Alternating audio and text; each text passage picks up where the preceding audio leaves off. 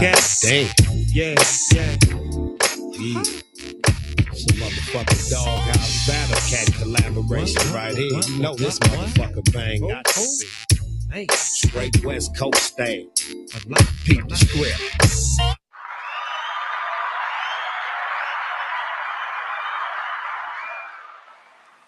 What it do? What's happening, Black Milwaukee? 414, stand up. It's your man, 50 Grand Kevin Barnes, the mouthpiece of the movement, militant with a microphone, a.k.a. the Negro Whisperer. Welcome to another episode of Outlaw Radio, live from the basement. Not alone, got my boy Real with me. What's popping with you, Mel? Chilling, man. Chilling. I said your name wrong, Real. What's going on? I figured you put man and Real together, and it came out with Mel, you know. All right. So you know, eventually I'll be cut up like Melly Mel one day. So you just prophesizing, man. Cut up like Melly Mel. Prophesizing, Sure. right? Boy, Mr. Carter in the building. What's going on with you, man? I'm peaceful. How's everybody out there doing? Welcome to Outlaw Radio, where we talk that talk and we definitely walk that walk, raising vibrations and elevating. Y'all better come on in. I'm trying to tell you, I am the black woman lover, the black man's brother, the coach, teacher, hood, healer, the ghetto witch doctor, your holistic health and wellness coach, Mr. Kamar Carter. I'm also the one who brings you nature's nature, herbs and supplements, and vitality. Holla at me, y'all. Come on, find me. You can find it on Facebook, Nature's Nature, Herbs and Supplements, or you go to the health page, Healthy Self, Heal Thyself, or you could go to my page, inbox me, and I'll tell you how to get your Nature's Nature, Herbs and Supplements, and vitality. You in the field tonight, right? What you on? Yeah. I'm down here at Meatless Mondays on 35th and Capitol at the Taste, 3945. We got right now, today we got cube steak, mashed potatoes, and with southwestern corn or something like that. Yeah. Okay. It's all vegan, right? All vegan? Yep, all vegan. And a free elderberry with it also. Okay, get that elderberry because it's sniffle season. Y'all watched the show last Saturday. Y'all see I had the cooties bad, man. I was coughing and hacking and had to come up off this microphone a couple times. So, man, get you some of that elderberry in and get your immune system a charge. Welcome to Outlaw Radio, man, where we big up anything positive. If you're progressive and you're in the community, you want to do something for black people that's beneficial, rock with us, man. 262-202-5131. I realize the Bucks game is on. I'm not on it. I got to do Outlaw Radio, right? Like, so, you know, we do this for a cause, not an applause, but I'm going to give myself one anyways.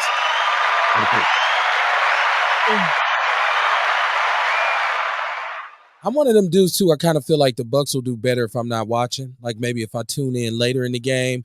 I always feel like when I start off watching it from the beginning, shit don't be going good. So I'm like, I catch up with it. It ain't like it's the finals.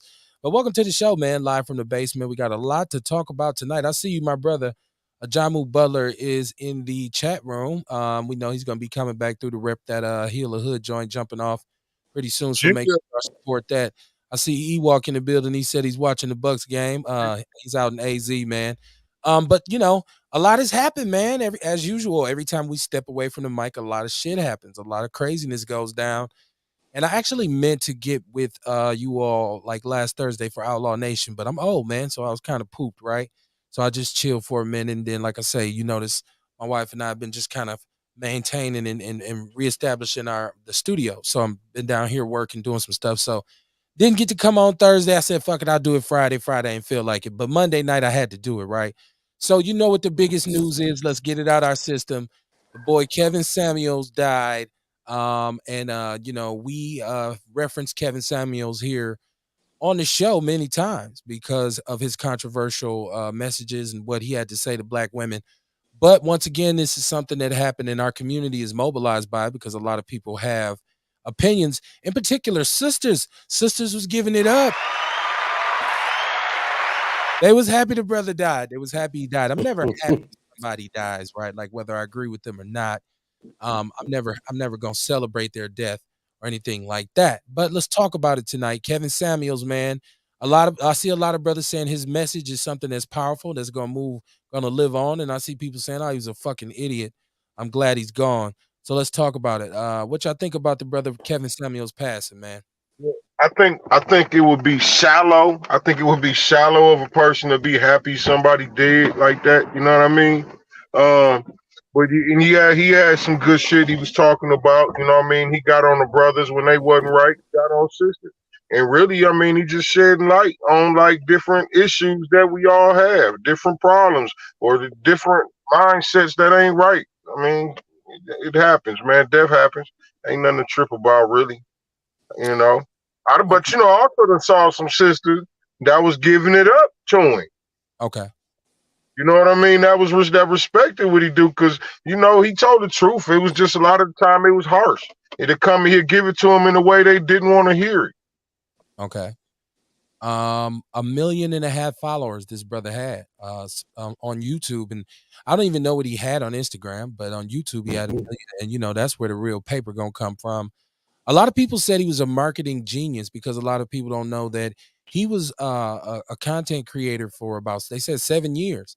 It was just the last 3 years that he got really controversial because he started to talk about women when before it was mostly about brothers. Real, what did you think about the brother Kevin Samuels? Did you ever listen to any of his output? All I ever seen was clips that other people post, and I mean, honestly, the clips that I heard. You clicking a little bit, real. Your mic is Am I? clicking. Yeah. All right, let me try to fix that. How about now? It's still You got it. clicking. Okay, cool. I only seen the clips that people posted, you know, and the clips that people posted, I didn't see what people was so mad about. But I mean, everybody got a right to feel the way they feel. But to me, it'd be like shit I be saying, but he just said it a bit more harsh. You know, Okay. we gotta enter relationships for what we can bring to it, not what we can get out of it. And he was forcing motherfuckers to look at themselves and really examine what the fuck they bring into the relationship. And a lot of people didn't want to hear that. Like I had a YouTube video like a couple years I posted back on my higher frequency YouTube page where, you know, I talked about we got to understand that, you know, we need to work on us and stuff because we be trying to hold the person or our ideal person to a standard that we not even willing to hit. So All right. I mean, Still, whenever I heard him, he was just talking real shit. But unfortunately, we in a world that's full of so much fakeness that real is offensive. I'm still getting some interference on your end. You might want to unplug and replug. Okay. Be able to hear what you say. Listen, all the men out there, like I got Jamu Butler in the chat room, and he says, "Rest in peace to Kevin Samuel." He said, "I didn't agree with everything he said, but he was a cold and bold dude." How much of what he was saying is hard truth that needs to be digested, right? Like how much? Because I did a show called Cuss Words few weeks back, and I talked about if a message has profanity in it or if it's spoken in a certain way, does that take away from the validity of it? Does that discount the truth involved in it? So a lot of men apparently felt like what Kevin Samuels was saying was something that women need to hear. Now let's talk about some of the things that he actually would say. When you say that a woman with 35 years old, that's over 35 years old and not married with children, is a leftover woman. So basically, she's what he would term as a low value woman. Like, see, when you start putting value on people based on your own kind of perceptions, that's where I think your logic kind of goes crazy at. I do believe that some of the things he said in terms of our attitudes towards relationships and whatnot was crucial conversation. But I think some of it was kind of bitter. There was a bitterness involved in it because of whatever had Yeah, happened to him in his life. most So I felt definitely. like that's where it went off the deep end. So, but you know, like I said, people got the right to feel the way they want. Go ahead, Kamar. Think you know you talk about value. You know what I mean? Value that's something else that's of the individual. You know what I mean? Exactly. If you talk about he talking about what ain't valued, you know what I mean? He talking about what he don't value. You know, and like everybody know the type of brother this is. They know how he talks. You know what I mean? The women that call into his show or whatever, who show up to do his interviews, they know the type of brother he is, and they know what he's gonna do. You Right. know what I mean? They know how he gonna talk to him. They know all that. Hmm. So you really can't get upset at him. Like the people dealing with him, they know they dealing. Okay, I ain't calling him a snake, but what I'm saying is, when you're dealing with a snake, you know you're dealing with a snake. Right. Okay. You know what I mean? So like I don't see nothing wrong with him. If you don't like that type of talk, don't tune into his show. And exactly. And don't call in. Like You gotta Yeah, be a masochist to call in to be abused. So how and is like people upset at somebody choosing to call in and potentially be hit with some shit that they right, ultimately called in for? right, and he was equally hard on men. Exactly. Right. Well, shout out to Courtney. Shout out to Courtney. She's in the chat room. She says Steve Harvey and Jeff Bezos got their women beyond 40. She said the leftover stuff was BS. Look, but I want to go back to what you brothers just stated, because actually the reason why I didn't subscribe to his shows or watch his shows, it has nothing to do with some of the stuff he was saying to women. I actually tuned in one time when his name was first ringing and everybody was saying, "You hear this dude? You hear this dude?" And what I heard was him talking to another brother, and Mm-hmm. he was. It wasn't a fact that he was talking down on the brother, but he started talking about his penis and stuff like that. Like, you gotta, how big is your penis? And I'm like, whoa, like what the hell am I Well, talking? he tied that to people value. How much money you Right, got, how big your dick is. So he right. was just as harsh on men as he was on women. Yeah, yeah, yeah. He was a controversial dude, but death is death, and I believe in respecting the dead. So for people, and like I say, this is the social media era where people are gonna kind of react the way they want to. A lot of people have a platform now. I mean, everybody has a platform if you Exactly. look at it, because you got a phone, you got your page or whatever, so you can jump out here and say whoopty woo woo woo woo about whoever, man. So let me know in the chat room. I see a lot of people already in there. Shout out to y'all, man. Ernest Walker said the hit dogs holla. That's that old saying of Mm-hmm. it's like this. Like I was having a discussion with my wife, and I was saying, like, I think people got to learn when to comment and when not to. Because if I'm walking down the street, right, say I'm just literally just strolling, and I hear somebody in the background say, "Hey, bitch ass nigga," I'm not gonna even turn around and look back, because I know Right. they're talking to me, right? Right. Like, so it could be a setup. It could be like where I do turn around and it's, oh, we got him now. Let's run down on him. Mm-hmm. I'm gonna keep it walking, like, cause you ain't talking to me, right? Like, and that's what we used to say in the '90s when the girls would be in the clubs dancing to the most crazy song, and we'd be like, "Damn, that don't offend you?" And she look at you quick and say, "He ain't talking about me." Right. As far as I'm concerned, it's a good ass song. So, you know, rest in peace to that brother, man. Whether you agree with him or not, I think the way he went out is kind of like the way you don't want to go out when you get to our age. Like, you don't want to, and allegedly they're saying this was some gas station Viagra and some Red Bulls. I hate to like put rumors and shit like that out. Hey, I mean, shit, if you gotta go, how else do you want to go? Besides some, enjoying yourself. I'd rather go at an old age with my grandkids and my great grandkids and my great great grandkids sitting around the bed. And people say that's selfish, Kev. Why you want them to suffer? No, because then I'd be able to actually see that my job is done. I done what I was supposed to do, and I can look at them before I go and say, "Don't y'all be sad, man. Y'all be good. Y'all look how strong we are." So I wouldn't want to go Right. on top of some random hooker, right? Like, because the chick who they showed who he was with didn't look like my epitome of a high value woman. I Matter of ain't fact, see her. probably one of them $40 joints. That's not high value at all, right? Hey, you heard what the pastor on Vampire in Brooklyn said. You can push a $2 hoe to her limits. Hey, hey, but again, you talking about a prostitute. You know what I mean? This ain't nobody you talking about spending your life with. You know what I mean? And that's the difference with the women he talking about. I mean, I'm sure he would have something different to say to him. You know what I mean? If he knew that they were prostitutes, if he knew that they wasn't trying to be caught by a man, because like he wouldn't be talking to a 35-year-old woman. You know what I mean about being leftovers if he knew she was a prostitute. You know what I'm saying? Yeah, I Like, don't unless know. she was aspiring, the only reason he was talking to her like that is because she was aspiring to be a wife. Okay, So, okay, you know what that's a I'm good saying? point. So, if she was aspiring to be a prostitute, he wouldn't have said that. I feel that because like Okay.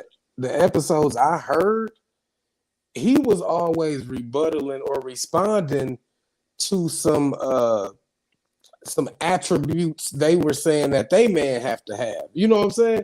So Yeah. they were saying I need him to have 6 figures, educated, all his teeth, no stomach, and he's like, oh, okay, that's cool, but what do you bring for all of that? Yeah. Why And can't he? then they like realness. Women Is it do it all. real? Hey, let's be real though. Women do it all the time. Women do it all the time. You see it on Facebook all day long. All day long, and I just keep on scrolling. Like, they ain't talking to Keep on me. scrolling. Yeah, man. Yeah. But I'm glad to say that Ewok is a nutty buddy. Ewok says he came and went at the same time. That's loud right there. Call in and let me know what you think, man. 262-202-5131. Outlaw Radio live from the basement on a Monday night. Coming off another crazy, stupid weekend with a lot of violence, triple shooting at McDonald's on Hampton, and people losing their lives. So I always like to start off with giving condolences and offering up some prayer for anybody who lost a family member to some stupid ass idiot with a gun in this city who decides that he or she can give or take a life. I mean, I guess you can give a life, hopefully, if you can have kids, but nobody has the right to take a life, in my opinion. If you do that, unless you defend your own life, I have no mercy or care about where they send you. Wherever they choose to place you is where they place you. Especially in a time like right now, in which violence in our community is really off the chain, right? And like something has to be done. And I hope I hope nobody's out there waiting on these politicians to come and solve these problems, because they're not. They're not going to solve them. We got. This is something we in our community is going to have to do. So, like I said, I was pissed off last week because we had a savage out here who attacked the elderly sister and who was out doing good in the community. And then people say, well, mental health, mental health. Okay. That's becoming such an excuse for me then. All right, well, start rounding their ass up too. Like, I'm sorry. I hate to be like that, but I'm just, enough is enough, man. And I'm tired of excuses in our community. It's about to be summer. And the best thing about the summer most of the time is that the beautiful babies get out to play. They get to come outside and run wild and experience nature. They ain't cooped up in the house. They get to burn off that energy. And you fools are making it unsafe for these babies to be out here. You running up on sidewalks, killing pedestrians. You running through lights, right? Running people over. All this kind of bullshit, man. And so people ain't gonna even be able to enjoy the best part about living here, which is the summertime, man. So get your shit together, man. I'm having less and less mercy, and I get it. I'm from the block too. I'm having less and less mercy for motherfuckers out here doing dumb shit, fucking up our community. I'm starting to understand why Charleston White is so the way his message comes off. And I've said it many times, I don't agree because nobody's beyond redemption. But come on, man. I'm starting to just look at this thing like, if you are not something or somebody that contributes to the quality of life going up in our community, I'm really not fucking with you, right? And I want you to know you can kiss my ass, right? Like, I'm not down with the bullshit. If you pose a threat to old people or children, it's that Marcus Garvey thing. Some of y'all wasn't no good in America, you ain't gonna be no good in Africa, so you ain't gonna get to go, man. So yeah, violence everywhere. Check us out on Mondays, Tuesdays, Wednesdays, and Thursdays on the People's Network. I didn't get to do the Big Black Sports Show last week because we were still kind of doing the studio up again some more, and so I'll be on tomorrow night for the Big Black Sports Show. It's a whole lot of bullshit going on in sports too to talk about in terms of race and the double standards we have in the country. Then Wednesday night we'll be back with Outlaw Radio again, and then Thursday night I'll do Outlaw Nation this week. So we'll get it cracking, man. I don't expect you to listen to every show. I keep saying this. Just pick one or two, right? One or two, and I guarantee you're gonna end up listening to the other two as well. So, like I say, then I got you, man. But welcome, man. Tonight I got the Ghetto Witch Doctor. He's out at Meatless Monday, laid back like a fat rat. I got Rail in the studio. I don't see the stripper pole. I see him down in his headquarters. Okay, he said, "No, it's there. It's always there, right? It's always there." It's always there waiting, man. I'm gonna have to get it to making me some side money or something, man. I'm like, hey, shit, I ain't gotta be showing myself on no OnlyFans, but I can have some expressive friends running it up for me. Rail said he coming with the OnlyFans. I don't know if I don't know if my wife gonna let me hang out with you. I think she's gonna tell me I don't want you with him, Yeah. right? I'm an upstanding citizen and I'm always respectful, but I like to think out the box when it comes to enjoying myself and getting money. Yeah. I know all about that there. We got this boy Ewok on the line. Ewok the Great, what's popping with you, homie? Oh, already, man. I'm back on this Kevin Samuel shit. Okay. I can't even spell $100,000 a year around this motherfucker. Let me get that out of the way right there and there. Look here, man. You got 4 baby daddies and shit, and you damn near 50, and talking about now, I know my self worth and shit, and expect a motherfucker to be coming around like Aladdin or somebody to save you, and talking about you consider yourself an 8 piece and shit, and your stomach hanging down to your motherfucking feet and shit. You know what I'm saying? And they just supposed to tell your ass, no, or let you know, look, you know what I'm saying? Stay in your own ballpark, stay in your lane. That's all this man was trying to tell them, man. You know what I'm saying? He had a rough way of saying it, but the shit true. How the hell you gonna realize you got self worth after you got 5 baby daddies? Come on, man. So safe to say you are a supporter of Kevin Samuel. Oh, absolutely not. I understand some of the things that he said. Okay. You know what I'm saying? Because I felt like he was a little disrespectful at times myself. You know what I'm saying? Like, God damn, you guys like that. You know what I'm saying? But the thing is, you know, so like you say, it's the yin and the yang to everything. You know what I'm saying? That's how the universe operates. It's the yin and the yang. He was making a point, but he made it in a bad way. That's the yin and the yang to it. But shit, you got to understand, you can't get upset. The motherfuckers who get mad is the ones that's looking in the mirror and feel like he's talking directly to them. He's not talking directly to you. Why you so upset about that shit? Right. Okay. Right. I They hear was you. they was irate on the behalf of other women who call in for that abuse. I seen a status the other day, and I think she booted me off of it. But it said God got tired of Kevin Samuels disrespecting black women, so he said enough is enough. And I'm like, damn, they blaming this on God now? So God could stand 400 years of slavery. He could stand Thomas Jefferson fucking on children, but he couldn't stand this man saying some harsh things. And so I said, okay, so it basically showed me that because then in the spiritual group, they said the ancestors killed Kevin Samuels because they got tired of him disrespecting the queens. And I said, okay, but the ancestors don't see all the police killing folk and the politicians. I'm like, so even in death, black folk go harder on black folk than the people that they need to go hard on. So. First of all, it's Hey, Will, asinine. It's what about the man? asinine for anybody to say anything like that, because if that's the case, Too Short is still on tour.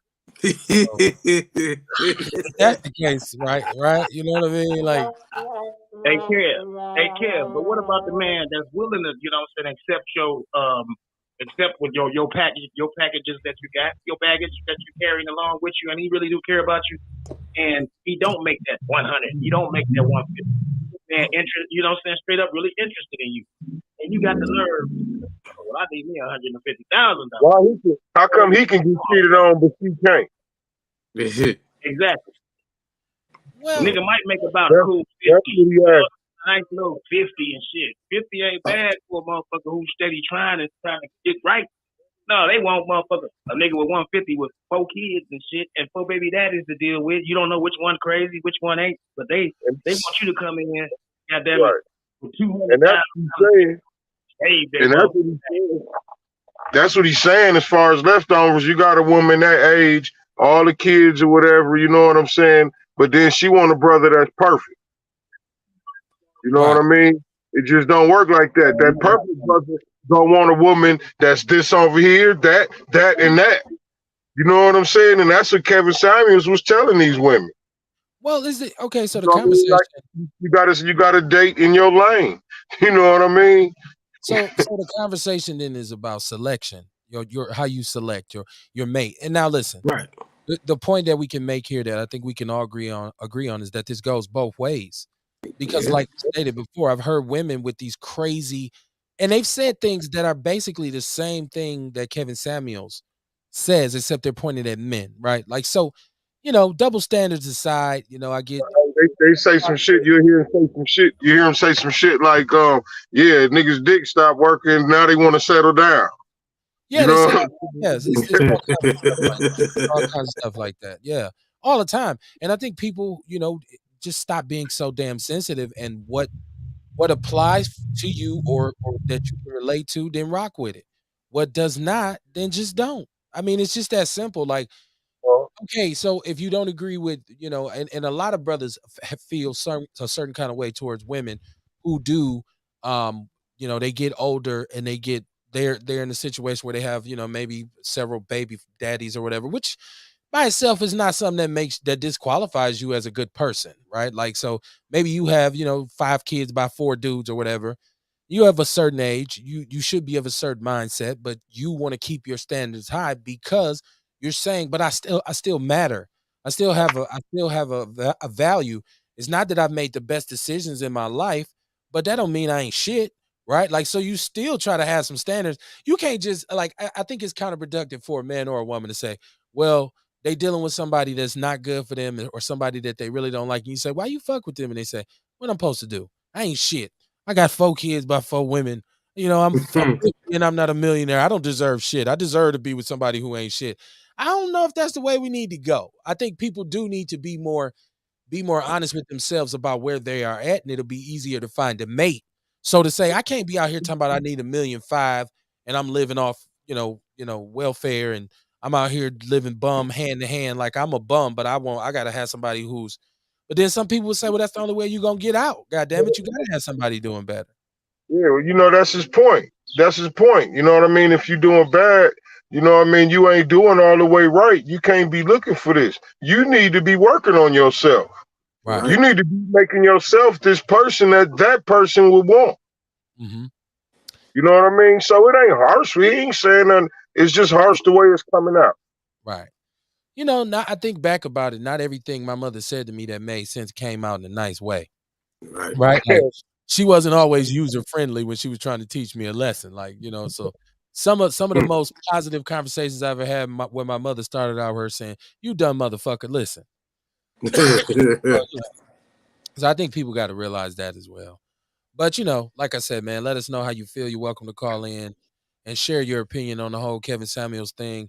Y'all better be careful. Gas is jumping up 15 cents to $4.38 per gallon on average.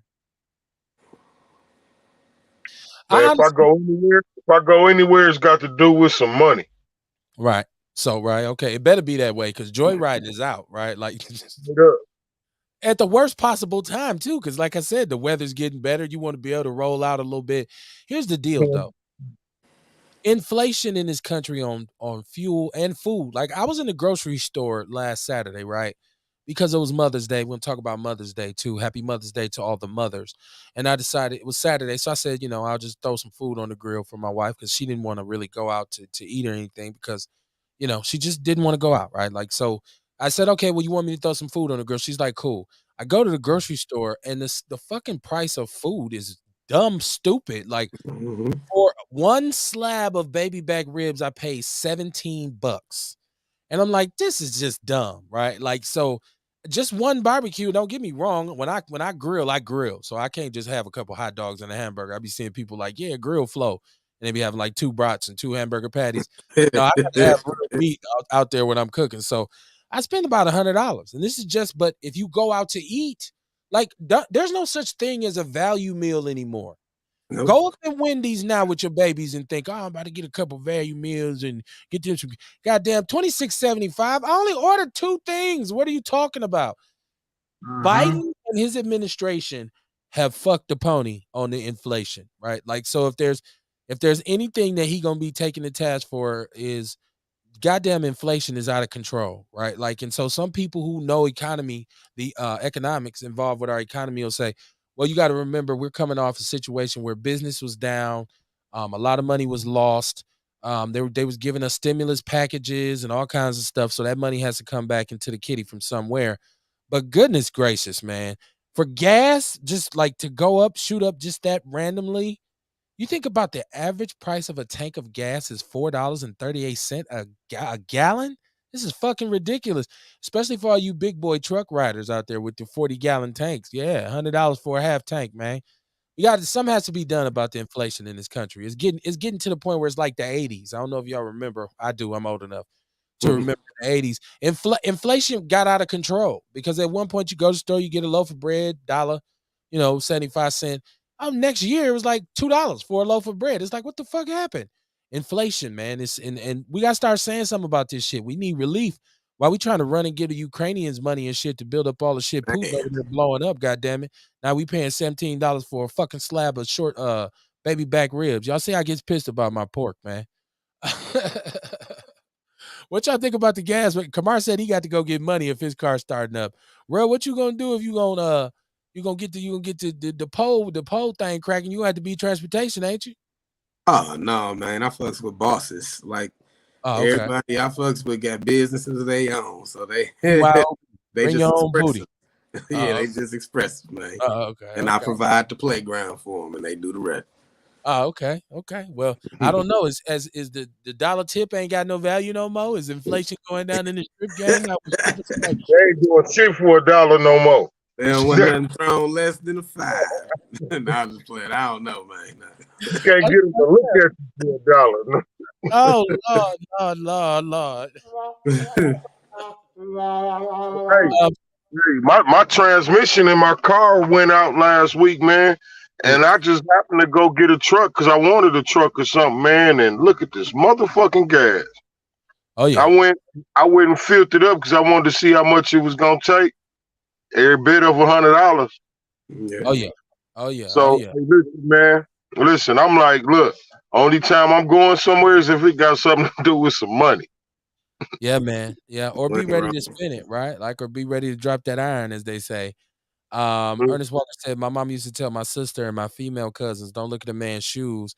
Look to see if he wearing a watch. A nigga without a watch don't care what time it is, so he ain't got a job."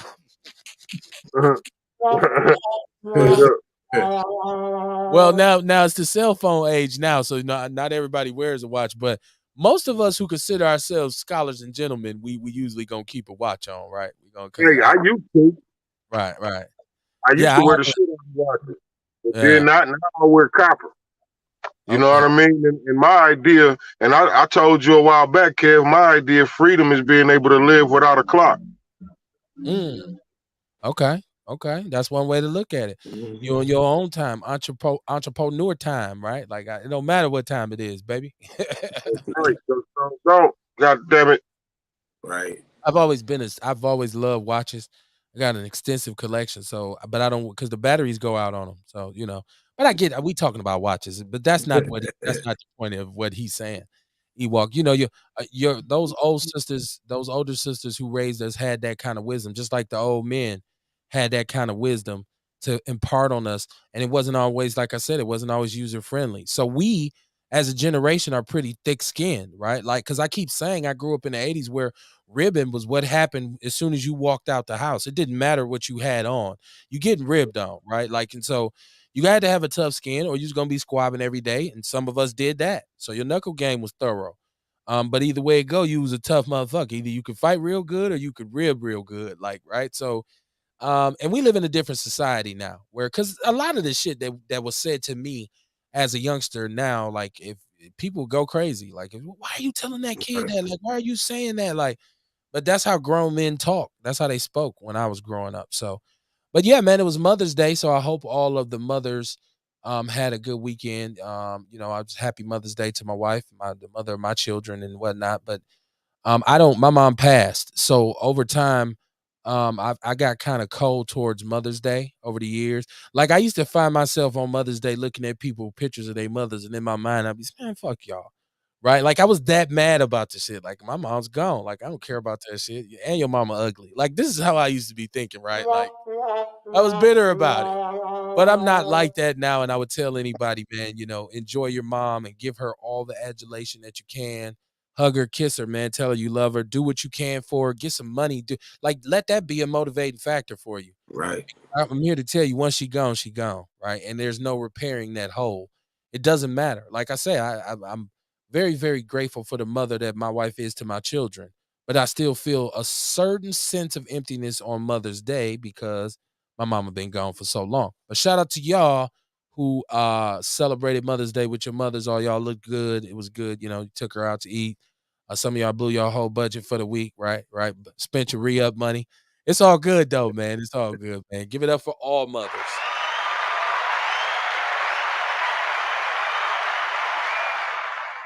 What did you brothers do for Mother's Day, man?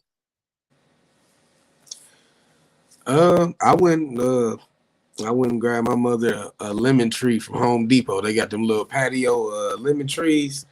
So I got 2 of them for myself a few weeks ago. So I showed my mother. She said she liked it, so I surprised her with one yesterday, so that now she can grow her own lemons. Okay, okay. Come on, what'd you get done for Mother's Day, man? Hung out with my lady. Got her Okay. car. He said he got a car fixed. Happy Mother's Day, right? Here goes some brake shoes. Right. Right? She loved it. Right. I bet you she did. Shit. That's a good ass gift, man. That's why like I don't like to go and grab any kind of fashion thing. Like I'm gonna go buy her outfit or something. Like that don't work for my wife either. Like it can be something practical like that. Like you want some food, yeah, or you want some cash, yeah. But for me to come back and be like, look, I bought this for you. You get that funny face, like, oh, thank you, like, right, like so. Yeah, get the brakes fixed. Hell yeah, right. Shout out to you, right? Like that's the gift that keeps giving, right? Hell yeah. But yeah, man, happy Mother's Day. And something else I found that was real sad is, I know I'm at that age. We're at that age. It's a circle of life. We lost a sister, Jewel, who sang on so many death row records, like all the way back to Easy E, Ruthless Records. If you don't know her by name and you hear her voice and you are like from the era we're from, you'll say, "Oh shit, that was who that was," because her voice was on so many classic hip hop songs. The sad part about this is like I don't think because Jewel really just started making appearances again. Like she was doing the YouTube thing, and you think like, okay, there's ways now for our artists from our unsung artists from the 90s to kind of reinvent themselves with social media and YouTube, especially with the content creators. So Jewel was coming out telling her story because we always said, why didn't Jewel ever release an album? It's like Rage. Like, why didn't Rage ever really get that push like that? So nobody really knew she was sick. But I think, there was a video with Art of Dialogue, and I don't know if you all watch YouTube, but I rocks with Art of Dialogue. He does a lot of West Coast artists. He does a lot of interviews with the classic artists, and he had her on there. And interestingly enough, he had a video that he had recorded that she had said, "Well, I want you to show this when I pass away," because apparently she had been given 6 months to live by a doctor. And so it's funny if you watch the video, she hadn't even told her children yet, a couple of her children, and like they in the background losing it, like what are you talking about? And she's telling him like, I need a double lung transplant, and I would need $1 million to get that done, and that's probably not going to be able to happen. So she passed away.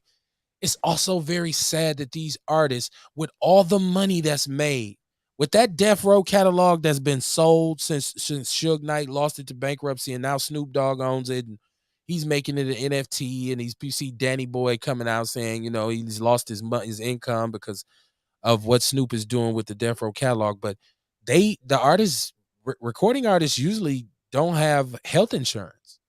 And so many of them die. Like they talked about Nate Dogg, who's another classic death row artist, and he died. He didn't have health insurance, and so I think now they have a situation where they have to give them they can give them health insurance, but for so long, hip hop artists weren't given that, man. So yeah, we lost a sister, Jewel, man. If you don't know who she is, go back and listen to Snoop Dogg. Go listen to the Chronic. Jewel does most of the singing on that album. She's on All Eyes on Me. She's on Machiavelli. She's on a bunch of NWA stuff. It's just sad, man. Just sad. So rest in peace to that sister, man. What's going on, TR Arthur? She said, "Good evening, Kevin, Kamar, and Rel." Yes. Good evening. Show. Oops.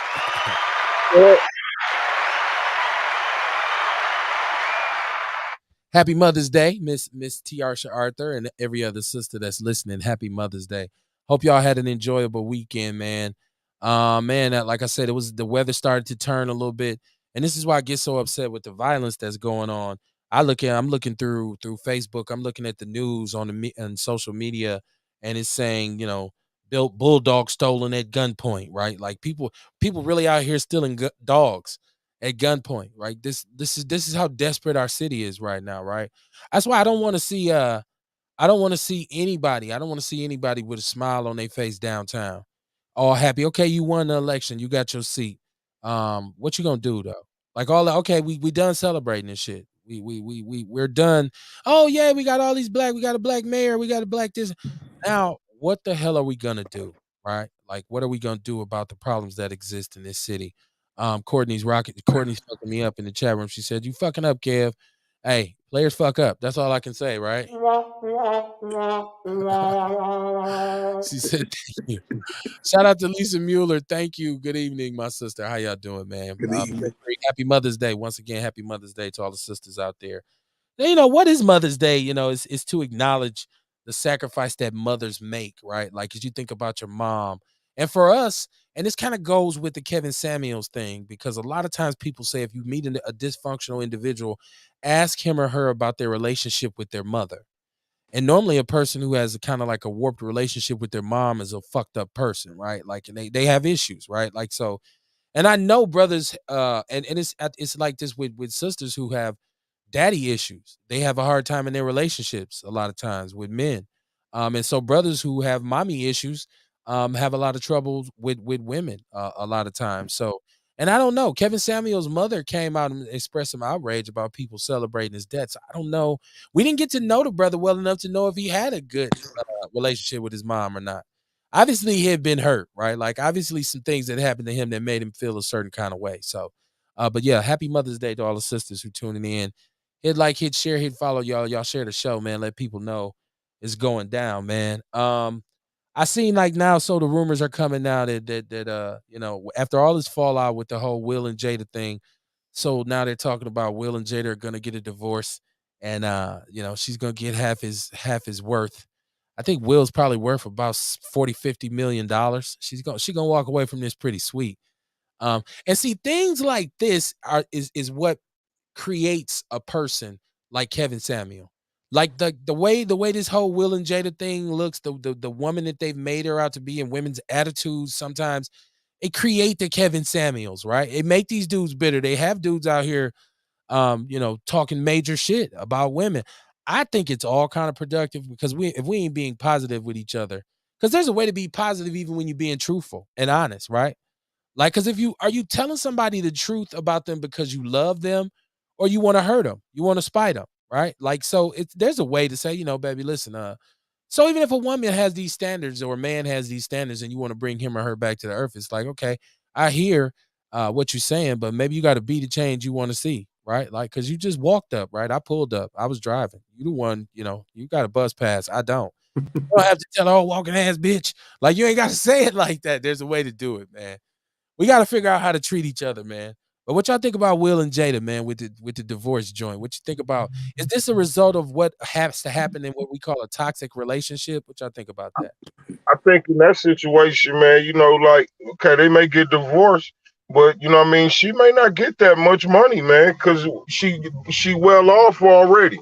And usually when wives get that money, you know what I mean, it's because the husband done created a certain lifestyle. Okay. And you know what I mean? So I don't know. I'm just taking a wild guess that, you know what I mean, that may be what it is in this situation. Is that fair though? I mean, like, okay, but people say, well, she was with him because when she got with him, he didn't have that much money and he blew up or whatever. But like, for her to get half his shit, right? Like, but I get what you're saying but I think they live in California, and California is a state that you have to pay what do they call it? I don't even know I can't remember the name of it. Alimony. Yes, alimony state, right? But So we'll see. ain't that what alimony is though?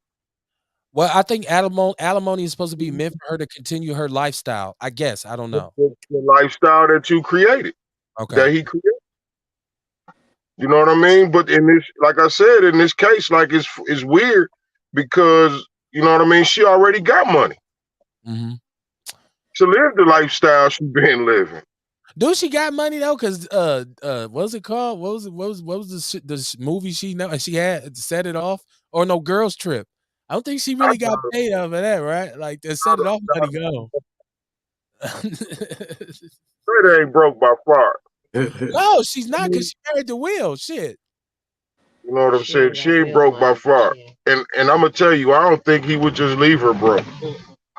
I don't think he would either. I mean, well, legally it ain't gonna happen anyways. I just think, a lot of people feel a certain way. Like, why I got to give you half my shit if we ain't together no more? This is my shit. I made this shit. You wasn't in Independence Day. I was. You don't even want to be with me no more. Right. When the last time you got a residual check from Jason's Lyric? Right. Tiasha Arthur said they need to stop letting people from other states move here just until this garbage gets under control. I've never heard that solution. Is that what it is? Is it that people are from other state are fucking up Milwaukee? Like, because we know for a long time we've been blaming Chicago for everything. You know what I mean? Like, so is that should we close the borders? Y'all let me know. Courtney said he should have had a prenup. She said he should have had a prenup with this when her career didn't bring that wealth. Yeah, that's what I'm saying. Like, a different world was a long time ago, right? Like, I don't, Red Table can't pay that much. It ain't paying Will Smith money. Ewok said he thinks she had it planned years ago. I don't think, you know what, regardless of what people like to, we are all passing judgment because none of us know this sister, but she doesn't strike me as a woman who said, "I'm gonna get all his money." I just think she's a woman that's been one of those type of sisters who has been in control of him and their relationship for a very long time. And there are some sisters who wear the pants in the relationship. Look, a lot of brothers laughing, but they got a Jada at home with them, where she tell them exactly what the hell to do. And it's not hard to fall into that when you in a relationship, especially when you married, because you look around and what you got on? You got on some shit she gave you. She picked that shit out. What kind of shoes you got on? You know how many brothers I done seen walking and I already knew they woman. Oh, yep, she picked that shit out. Cause cause she's not gonna dress you for you to be out here getting all the women. She gonna say you wear what I want you to wear. So a lot of us be, with our girl with the she bought me this outfit on, and it changes into I manage the money. Don't do that. Don't buy that. Don't get that. Right? Like it turns into that, man. So a lot of y'all laughing, but y'all got a Jada at the crib. Y'all just don't got Will money. So she ain't got red table talk, right? Like she just got a kitchen table where her and her girls talk at, usually about your ass. Um, Courtney said she only had a few movies. Right. Yeah, no doubt. No doubt. Yeah, we know she doesn't even come close to his success, right? Shout out to Tiarsha Arthur. She said Tiarsha said he had a prenup with her. So maybe he does. You know what? First of all, I'm not cheerleading for them to get a divorce. People are saying that. But usually when you go out and tell your business about your relationships, it's gonna be somebody say, I'll leave her ass. Or girl, I leave him. And you gotta always watch that person. Even my homeboys who call me that are married or in relationships, when they vent about their woman, the last thing I tell them is to leave her. Unless she like beating his ass or something, slapping his mom around. I'm like, damn, cuz you need to move. But other than that, I'm like, hey man, them your people, man. You gotta figure it out. Because people will make up and then both of their asses be mad at you. Now she don't want you over there and shit. Because he pillow talking and shit. My boy told me I should leave you. See how dumb men can be and shit. You know, right? Soon as she get your ass laying down and rub on you a little bit, yeah, Kamar told me I should break up with you anyways. Now she don't want Kamar back at the house and shit. That didn't happen. I'm just saying. That's deal with, right? So didn't. I never tell nobody what to do. Right. I tell them, motherfucker, do what make you happy. Right. And but you know what? Okay, so sometimes as a friend though, Kamar, this all and funny. It's funny because a lot of this ties back into the kind of Kevin Samuels effect. As a friend, is there a point when you do say, "Oh, bro, I need you. You might need to do something." Like, man, this don't seem like it's healthy for you, man. Like, you don't want to say, "Man, you need to leave that bitch alone." There's a way where you can say, "Man, you sure you okay? It seems like this relationship kind of bring you down a little bit, bro. You sure you okay?" I guess, and some of us just come straight out and say it, like, "Nigga, you need to leave that bitch alone." Like, and I don't know, is that ever warranted? Is it ever a situation where it's time to say that to your partner? Well, I think I guess it's a time. You know what I mean? There's levels to it. You know what I mean? Like when it becomes detrimental to his health. You know what I mean? But if it's just a matter of him making a decision to stay because she talking crazy to him or whatever, no, you just do what you make you happy. Because Right. it's crazy, man. It's like, at what point do you become the hater? Right. You know what I Yeah. mean? Because they can look at you like you hating and shit. You know what I'm saying? So I try not to get off into it, man. I just tell them to do what make you happy. Yeah, And that's then usually the in best the end, advice. if they do the wrong thing, well, I guess you didn't do what made you happy. Or maybe you did, which is stay, right? Right. I think it's better to err on the side of caution. But we know our homeboys, right? Like which one of if you got a homie and he's gone. Sometimes they call them what they say it's time to stage an intervention. Sometimes it is for you time for you to say, "Hey, man, listen, bro, you coming over here, man. You know, your eye swole up. You ain't got no money. You know, you calling me in the middle of the night. She done took your car keys and you done came in the house. She laid up with another one of your homeboys in the back room. Like it might be time for you to say, bro, it's enough, man. You got to. I hate to see you suffering like this, and then let it fall where it falls. In that when they do make up and she say, "Oh, you told my man this," hell yeah, I told him that because that's my boy. Yes, that's my brother, and I hate to see the shit you put him through. Sometimes that's necessary as well. So, but most of the time it's safer to just mind your motherfucking business. Stay out of other people's business, right? And keep your business off social media. Goddamn, don't be putting your shit up there. Or like it's like if you go to your homeboy and you ask him for you're consoling, you talking to him, and he say something, you can't hold it against him. Like he told me I should leave you. Well, what the fuck you asking? What should you do for? If you wasn't ready to hear what he got to say, right? Like so, a lot of times we booby trap ourselves in our relationships sometimes. And fellas, I know it's unavoidable, but the pillow talk kills nations. Women get everything they want out of us with pillow talk. They know just how to lay your ass down. You will tell everything. When y'all make up and she laying there, yeah, because I was with the homies and they be trying to get me to talk to hoes and they be getting, you been and told some shit you ain't supposed to tell. Now when you finna go somewhere with them and she say, I don't want you with them. Why you tripping on my guys? That's the same ones who want to take you to the strip club and tell you to leave me. You done created your own goddamn problem, right? You see how we go? So yeah, man, I learned this. I learned this from watching different relationships. Nothing that I've ever gone through. I would never have to go through that. My wife watching this show like I beat your ass. Keep going, keep going. Um, right, real like I ain't saying shit. Y'all ain't. I'm not trying to sleep on the couch tonight, right? Oh no, man. I run everything around here. Uh oh. Okay. Okay. Hey, talk your shit then. If that's Hey what's up. man, my lady don't even have to work. That's why I got books and a 9 to 5 and attendant and all that shit, man. I wish the fuck she. I mean, nah, but I got Be careful. I got all that to serve. I serve my queen. I have all that because it helps me better serve my lady and my children. But no, That is that I is a usually world tell class a person. recovery. I That's a usually tell a person, if one of my boys is coming at me about a chick, and especially if they ain't got kids, I just be like, all right, bro, my thing is, if she don't change, can you deal with it for the rest of your life? That's what you got to ask. But that's anybody who bring a relationship thing to me, because I don't like that pity party shit, and I don't like going back and forth.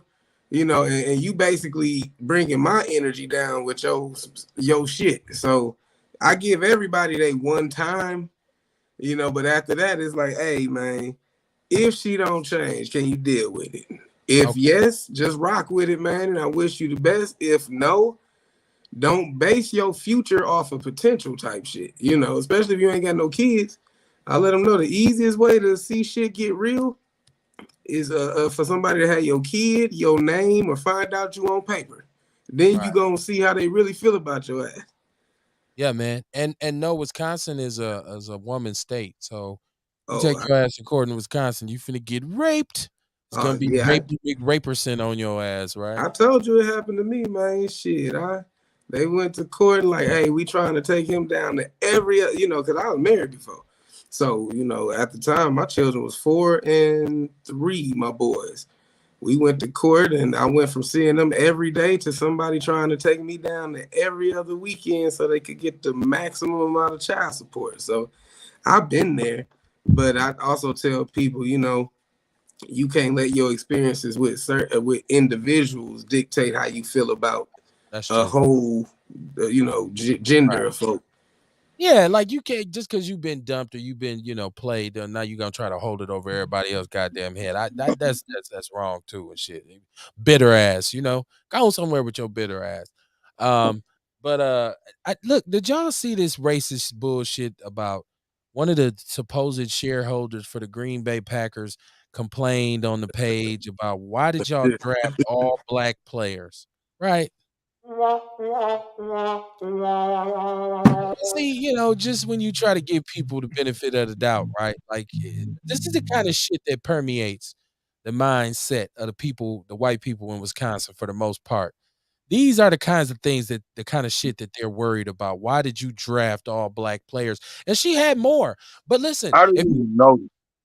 well, no, I know a lot of people didn't notice because a lot of us don't go on their socials, but I just happen to see it because it's becoming a big thing. But we've had a lot of conversations on the Big Black Sports Show about racist white sports fans, right? You just see Chris Paul the other night getting ready to whoop somebody's ass because his mama and his daughter got pushed at a game, right? Like white people get beside themselves when it comes to sports. Like they think that he makes $1 million a year. I can fuck you, nigger. And like you don't get to do that shit, right? Like you don't push the man mama wig forward or some shit like that. Like you can't and you move this shit out my way. I don't know what he did. I'm paraphrasing. But these white people kick up dust all the time. But it was part of a further conversation that she had about, okay, so it's okay for black people to call out racism and for Colin Kaepernick to take a knee and this kind of thing, but it's not okay for me as a white woman to call it out when they don't draft any white guys, right? So why do they get to say anything and I don't? Well, first of all, the goddamn team's owned by a bunch of white people. The stadium majority season ticket holders are white. The town Green Bay is a white power, uh, white stronghold. What the fuck are you really crying about because they drafted some black dudes on a football team? But this is the kind of shit that Trump heads and conservative Americans are worried about. Like, why did they draft all? Who's really sitting there saying they didn't draft one white guy? Like, who the fuck says who's doing? You don't need to be watching the draft. Like, and the GM is addressing it. He's answering like, well, we just really tried to get the best. He should have been like, if you don't shut your dumb ass up. Uh, but I don't know if y'all seen that. I seen it. It popped up, so I put it in the People's News Network. Kamar, what's good with the Meatless Monday, man? Y'all still taking plates? Can people still come down there and get the food? No, it's actually over, man. Just sold out. I was just finna, yeah, just sold out, man. So I got to wrap up, man, and pack my stuff up, and basically got to tap out for the night. That's what's up, man. Shit, just holler at us. We'll be back Wednesday night. For sure, for sure. All right, real. All right, Kev. All Peace, right, y'all. Yeah, all for right, sure. all right, all right. Make sure y'all holler at that brother and get that nature's material. Those are called good problems when you sell out early. Man, when you sell out, let's go. Cut that shit off. Let's go. Right, right. Unplug that. That's all good, man. Hey, I seen I posted a video of Dame Dash. Like that's one of my favorite cats to listen to, Dame Dash, because he always like again, he say shit that I say. He people look at him like an asshole, but he just started an NFL league. He was like, it ain't got to be the biggest stadium. I just want a stadium. We'll start with that. So I think they just had a game in Memphis, but he like, hey, any black rappers, anybody with money trying to get in on this? He's like, we gotta have our own. But then also I just seen Snoop with Cube talking about he about to buy a couple of Cube basketball teams. So people starting to get fed up, man, and starting to branch out. And I hope that, anybody who into sports really start supporting them with that shit. Cube got the basketball. Now Dame Dash about to have the football cracking. Right, and I seen that Magic Johnson now is interested in getting down with the Denver Broncos. And we already know Byron Allen was trying to purchase the Denver Broncos. Listen, the power of ownership is great, man, and it's something that we have to understand how to get involved when it comes to owning things. Because right now, like I say, we're the world's biggest customers. We're customers. We're everybody's best consumer, right? But we got to start figuring out how to do shit for ourselves and owning our own shit. And then we won't have to worry about somebody like Colin Kaepernick not getting a job or a double standard or these crazy, like I say, these fanatical white people who feel like because you make a certain amount of money, I can just come scream on you and disrespect you and do whatever I want to do to you at your job, right? Like, so and it's crazy, but that's the way it's always been. And this is why I started the Big Black Sports Show, because race and politics intersect with sports in this country so deeply. A lot of times each city is a reflection of itself. So like Boston is one of the most segregated cities in this country, right? Like, so you expect to go to Boston and deal with some racist ass white fans screaming whatever at you, saying whatever at you. It's a lot of places. Like now, if you go to ATL, you don't expect that. You expect it to be a party atmosphere. You expect for it to be going down, like Right. all these celebrities. It's ATL, right? You go to Right. LA, it's Hollywood. It's a reflection of the city. Even in Cleveland, it's a blue collar town, but you got a lot of racist Ohio white people who come there, and they pretty much like the people who were saying, "Well, if Deshaun Watson gets a job, and goddamn it, we're sending our season tickets back." Right? Like it don't matter that he's beat 2 grand juries and been exonerated. Now, if you gonna get into the being a judge of what his personal sexual kind of what we talked about being deviant. If maybe he's a freak or something. I don't know. I don't know the brother, right? Like, but you got the right to be that. If that's where you are, if that's what you want to do, if you want to bring, if you like getting out there, like I like to go in and act like I'm getting a massage and then, get a happy ending. That might be what he gets off on. As long as he's not doing anything illegal or hurting anyone, you don't get to tell him what to do. And nobody cares about your judgment of him. So, that's what I'm saying, man. Sports is it's a great way to to check the temperature of what's going on in our country. And corporate America and the way sports is run look the same. Because guess what? We don't own a majority of the team. We don't own any of the teams except for maybe one or two here and there, Michael Jordan and Bob Johnson. But when it comes to Fortune 500 companies, how many of those do we own? On Wall Street, right? How many brokerage firms do we own? How many of these places, these big investment banks, we don't own those either. Right? Like, so we need to get involved in ownership on that level as well, not just with sports, but sports is kind of like a microcosm of it. So yeah, that's why I always pay attention to sports. And I'm really not it's boxing and football for me. Now it's playoff time with the Bucks, of course. But I'm not really a sports fanatic. I used to be fanatical about football. Like I followed each and every whatever. But now with some of the ways that people of color are treated by the NFL, I don't even rock with them like that no more. And it's because of shit like this, where white people saying, "Why are you drafting all black people?" That's some dumb shit, right? Like that's the dumbest shit I've heard. So yeah, man. I don't know. Do you follow sports? Nah, man. Only thing I did was wrestled in high school. And that was just because I always like combat sports. So Okay. I used to follow like UFC, boxing, and K1 and shit like that. But then as I started having more and more kids, man, I barely got time to sit and think sometimes. Right. I hear that. I hear that. Hey, y'all be careful out here, man. Keep your head on the swivel when you're going in these gas stations and whatnot, man. There's a lot going on. The community is very unsafe. And we need to demand some safety measures be put into place. Shout out to the sister Samantha Collier, with Team Teal, because she had connected me with some other brothers, and I had a meeting with these brothers today, and we were talking about doing like a leadership summit for brothers in the city, and not just bringing the regular also rans, not just bringing the dudes who've been voted into office or have a position at a company or something, but to bring in the brothers who are like got to do the heavy lifting, and to be able to connect, and like we always talk about intentional solidarity on the show. So I had a good meeting with those brothers today, and they wanted to come on Outlaw Radio to do some sort of leadership summit. And I'm going to invite a bunch of brothers. Like it's not, and I can't have 30 people on the screen at once, but I think we can kind of produce it as an ongoing series of Okay. okay, this week we'll have these individuals for that, and this week we'll have these individuals for this, and not just to do podcasts about things, but to talk and then go into action. So behind the scenes, we'll be able to network. We'll be able to say, okay, y'all two connected. Y'all both was on the show.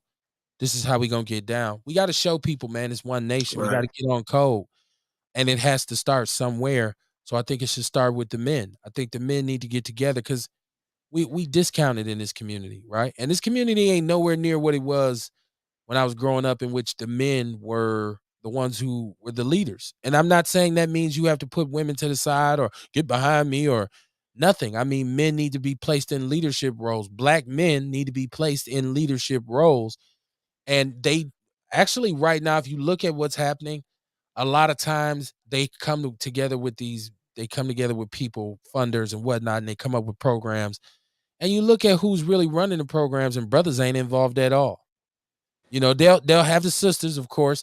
I even see where they'll have transgenders and all these new names and non-binary and binary or whatever you want to call it, and men won't be nowhere included. So, and I'm tired of this shit, honestly. So for me, it's when it comes to black men, you ain't gonna just get to talk about us and not talk to us, because we're gonna talk amongst ourselves and come up with our own strategies, and we're gonna break the walls down in these silos in this city. It's a city of silos, and enough is enough, man. So, like I said, we ain't even come up with a name. We ain't said we gonna be the Soul Sonic Force or nothing like that. We just said, man, we got to come with we want to control our own narrative in our community, and as black men, we want to be at the forefront of our own unity and our own solidarity, and we want to be examples of what needs to happen in the community. So hopefully, man, this will be a fruitful thing.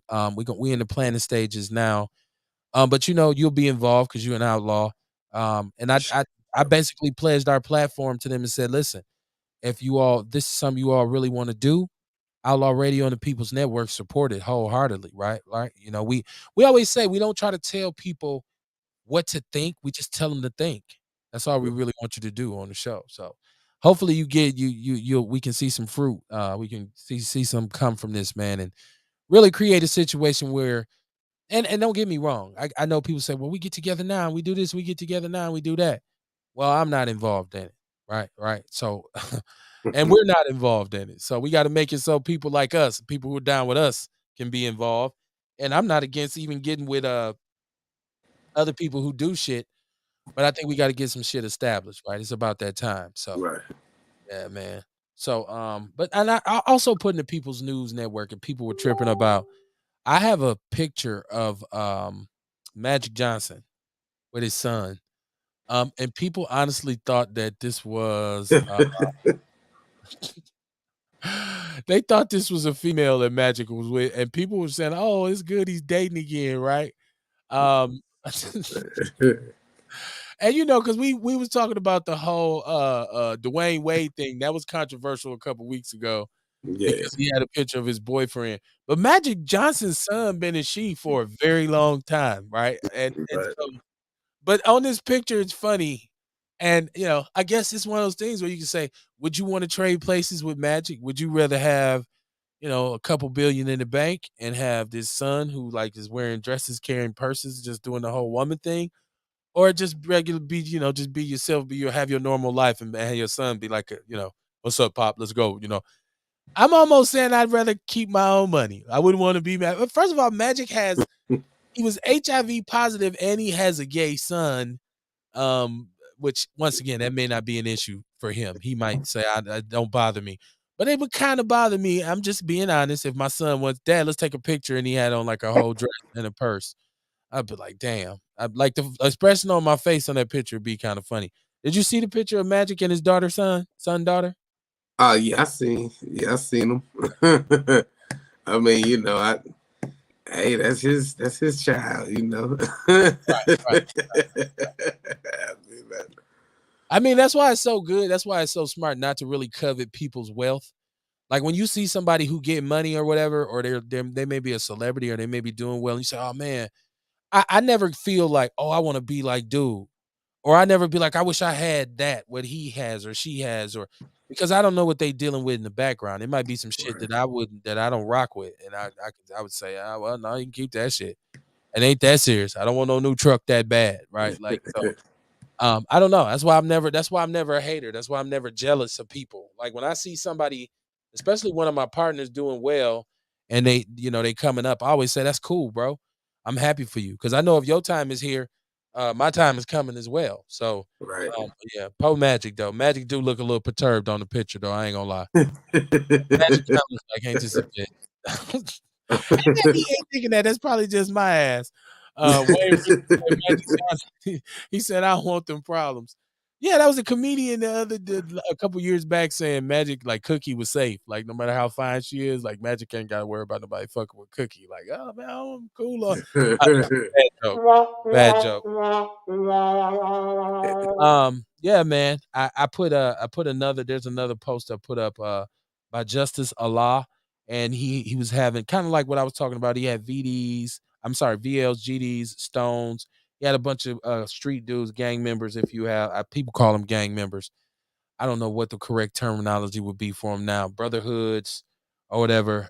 Because we right now, I'm so surprised that gangs have had such a big influence on our society. Like I literally thought that by now the whole fascination with gangs and gang banging and all that kind of stuff would be gone.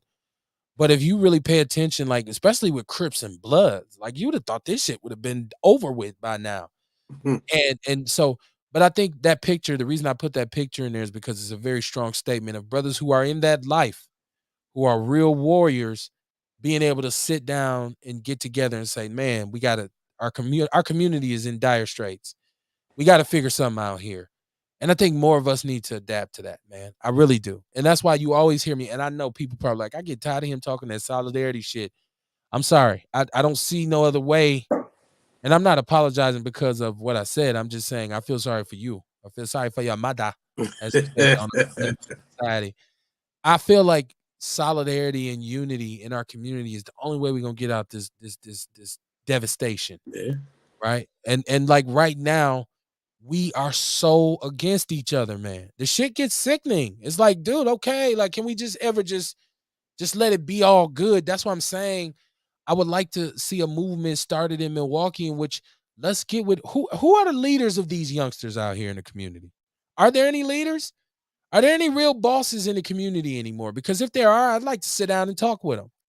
Myself and a bunch of other brothers, not on no tough guy shit, but just to say, man, what can we do? Can we get a moratorium on violence? Like, what can we do to curb the violence in our community? It's stupid, dumb, ridiculous, man. That that old saying, that old self-destruction lyric, I never ever ran from the Ku Klux Klan and I shouldn't have to run from a black man because that's self-destruction, right? And even Tupac said, um, but it's my own kind doing all the killing here, right? They tell me it's the white man I should fear, but it's my own kind doing all the killing here. And we keep saying, oh, it's systematic. See, what they did was they programmed that they used Grand Theft Auto. See, if they didn't ever have Grand Theft Auto, this shit wouldn't be happening. Like, no, man. This is something we have to come and take control of, man. That's why anything that got to do with black people being together, getting together, I'm with it. Right? If you out there and you doing something and it's about positivity in the community, I'm with it. I don't care what it is. It could be Christian, it could be Muslim, it could be GD, it could be folk in them, whatever. And I'm that's the other side for me. I didn't grow up on that side. So, but if it comes down to unity in the community, we can sit down and kumbaya all day. I'm with it, right? Because enough is enough, man. Come on, like stop it, man. I mean, at this point, like, cause we just talked about the other night with the whole Roe versus Wade thing, which they still haven't come out and said they're going to do. Incidentally, remember? I just seen somebody posted something saying they done banned Plan B pills in some states. Yeah, I seen that too. I seen Yeah, that. I don't know how true it is, but I see people already picketing and already protesting, and I don't know if the decision was any. I thought it was just like a leak or something, but I Right. don't know. Yeah, there was no official legislation that I'm aware of that was put up to pass or whatever. But supposedly this was a leak that came from some conversations that were being had in the Supreme Court. But when we talked about that, that built an awareness for me to. I didn't know that black abortion was that high. Honestly, Yeah, I didn't know that it was 5 times the rate of white women. I didn't know that. I didn't know that that was the biggest baby killer in our community was abortion. I didn't know that, right? So man, but it created awareness. So and that just this adds to it in a city like Milwaukee where you have an infant mortality rate that's way up there, right? And then you have a situation where we have homicide that's way up there, right? And then you add to this abortions, right? Like so that means the sink is leaking. Now, yes, 40% minority city, but how long we gonna be able to hold that? Or is that what I guess my shout out to my conspiracy theory people to say, Kev, don't you see that's why they doing all this? That's why they want us to kill each other because we are 40% minority and the face of America's changing. This is becoming a minority run country. Some people might say that's why. That's why, Kev. That's why. So I don't know. But yeah, man, we gotta figure it out, real. And like I feel like when with brothers like yourself, like what you bring in terms of like the whole gardening thing, right? The yeah, whole being able to find peace, right? Like being able to say, you know what, I'm a real dude, right? And the biggest misconception that we ever had is that to be a real nigga, you got to be at war. To be a Oh man, to no. be an alpha male, you got to be violent. You got And to you be. know, and that's that shit fucked up. Yeah, it's fucked up, man.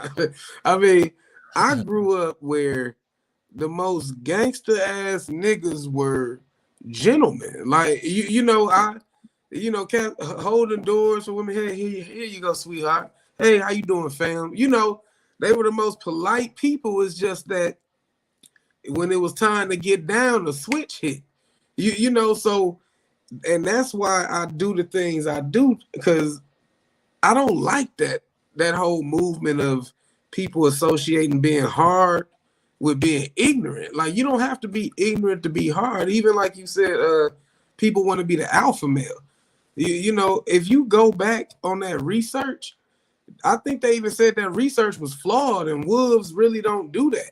So even that alpha male shit that people be preaching, it was based off of flawed research. But then I've always, even in that shit, I've always considered myself more of a sigma male. He got all the qualities of the alpha. He just choose not to run with a pack type shit. Like, I've always been a loner, but when there was times where I had to step up and lead folk, I can. It's just that I'm a person who try to limit the obligations I have and the responsibility I have, but it ain't that I can't handle it. So I'm trying to, I want to create a movement where we bring the gentleman back, man. I mean, like with this house, I got, this house was a reward. Like, my club in the basement was a reward for getting my first crib before I was 30. My goal was 30, but I got it at 29. So I rewarded myself. But I told myself my next crib gonna have a gentleman's study. I'm gonna have the books, the globe that you open up with the whiskey and shit in it. That's gonna be my next one, because I'm trying to bring gentlemen back. Smokers jackets, enjoy your stuff and all, enjoy your smoke, enjoy your drink, and think and Well, plan. yes, no doubt. And we had a conversation a couple weeks ago about being a peaceful brother, being a gentleman and a scholar. That needs to be the new trend. That Right. needs to be the new movement. We need to ostracize individuals who are counterproductive. So we need to make it a norm to treat our women with some respect, and to really be responsible fathers, and to exercise a lot of mentorship for youngsters who don't have it, because right now there's a lot of youngsters who just don't have it. Yeah, And it's not the fault of their own, because there's some brothers who become fathers before they're ready, right? Like, and there's some brothers who are put in situations in which they can't handle right now. yeah. So I think it's important that the brothers who are in position exist as a resource for those other brothers who need help. Like, I'll sit down with young fathers anytime and talk with them about, what it's like to say, hey man, let me tell you. Because I wasn't even young when I had my first child. I was 26 years old, 27 years old, and Okay. it still grabbed me by my throat. It Yeah. still took me It up, do. right? It still took me on the trip. I still was like, "Oh shit!" Like, I was a youngster when I had a wife and two kids, and had to understand. Listen, you got to, your first responsibility is as a father to your family, right? Like, there's a lot of mistakes was made on my part because I just didn't know better. But there's a lot of things, thank God, that I did know, because I did grow up with a dad who was real information forward with me. I did have a mom who was a strong influence, and I did have supports in the community in terms of other brothers, older men, uncles, and whatnot who say, "Hey, boy, listen here." Right. Like, and we don't get to, when you lost that part of the male conversation, you lose out. If it ain't somebody in the room who can say, boy, listen here, boy. Listen here, Right. because that means you in the room with a bunch of young Thundercats and don't none of y'all know sheep shit from wild honey, right? Somebody has to be the leaders, right? And I'm volunteering black men. I feel like we need to step our game up. And this is myself included. That's why I would say we, right? And Right. I, like I said, what I do is, professionally, is help my people, but I've mentored a bunch of young brothers over the years. We've had shows here where some of my old players have been in the chat room. Coach Barnes, oh shit, yup, that's Coach Barnes. Because I've always been willing to just, because somebody helped me, right? Like, I see when I Right. be seeing my OG on here, my big homie Joey Phillips. he stayed putting something in my skull when I was a youngster. Like, hey, Yeah. look, let me tell you this, man. Don't do this, don't do that. Let me, let me get you straight. Let me tie your shoes. Let me lace you up. So we got to get back to that, man. And so be on the lookout for right now in my head. I'm thinking a One Nation podcast. I know people out there be trying to bite my shit. I see you out there jotting. I see you jotting. Right? Don't be writing my shit down. But we gonna do something. We gonna have One Nation, man. We gonna establish a majority amongst our minority, man. We have to as black men. And if it don't happen nowhere else, god damn it, let's make it happen here in Milwaukee, man. Like I said, there was a triple shooting at a McDonald's. I see another teenager is perished behind that. Talking about McDonald's, man, on a sunny day when you're supposed to be able to take your babies to go get an ice cream cone, or I really used to love when my shorties was little. I used to like to walk with them to the corner store on a sunny day. Yeah. But if the community ain't safe, we can't do that, man. Like, do people really believe that, okay, the violence over here is so bad, I'm gonna run off and leave this community, and wherever I go is gonna be better? Long term, that's not the solution, because everybody in that area is gonna leave, and you're gonna end up with the same motherfuckers that you was with in the first place, that you was running from. I thought I left you niggas down there. No, we all out here now.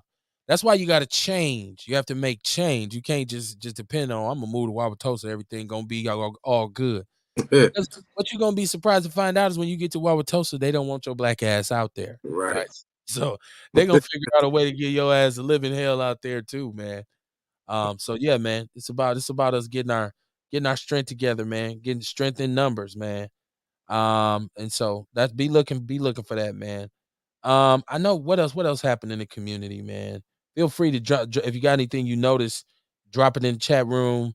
Let me know what you think, Rail. If you got something you want to make a point about, something you seen that bothered you, or something you said, I want to talk about this shit on the show, make sure you let me know.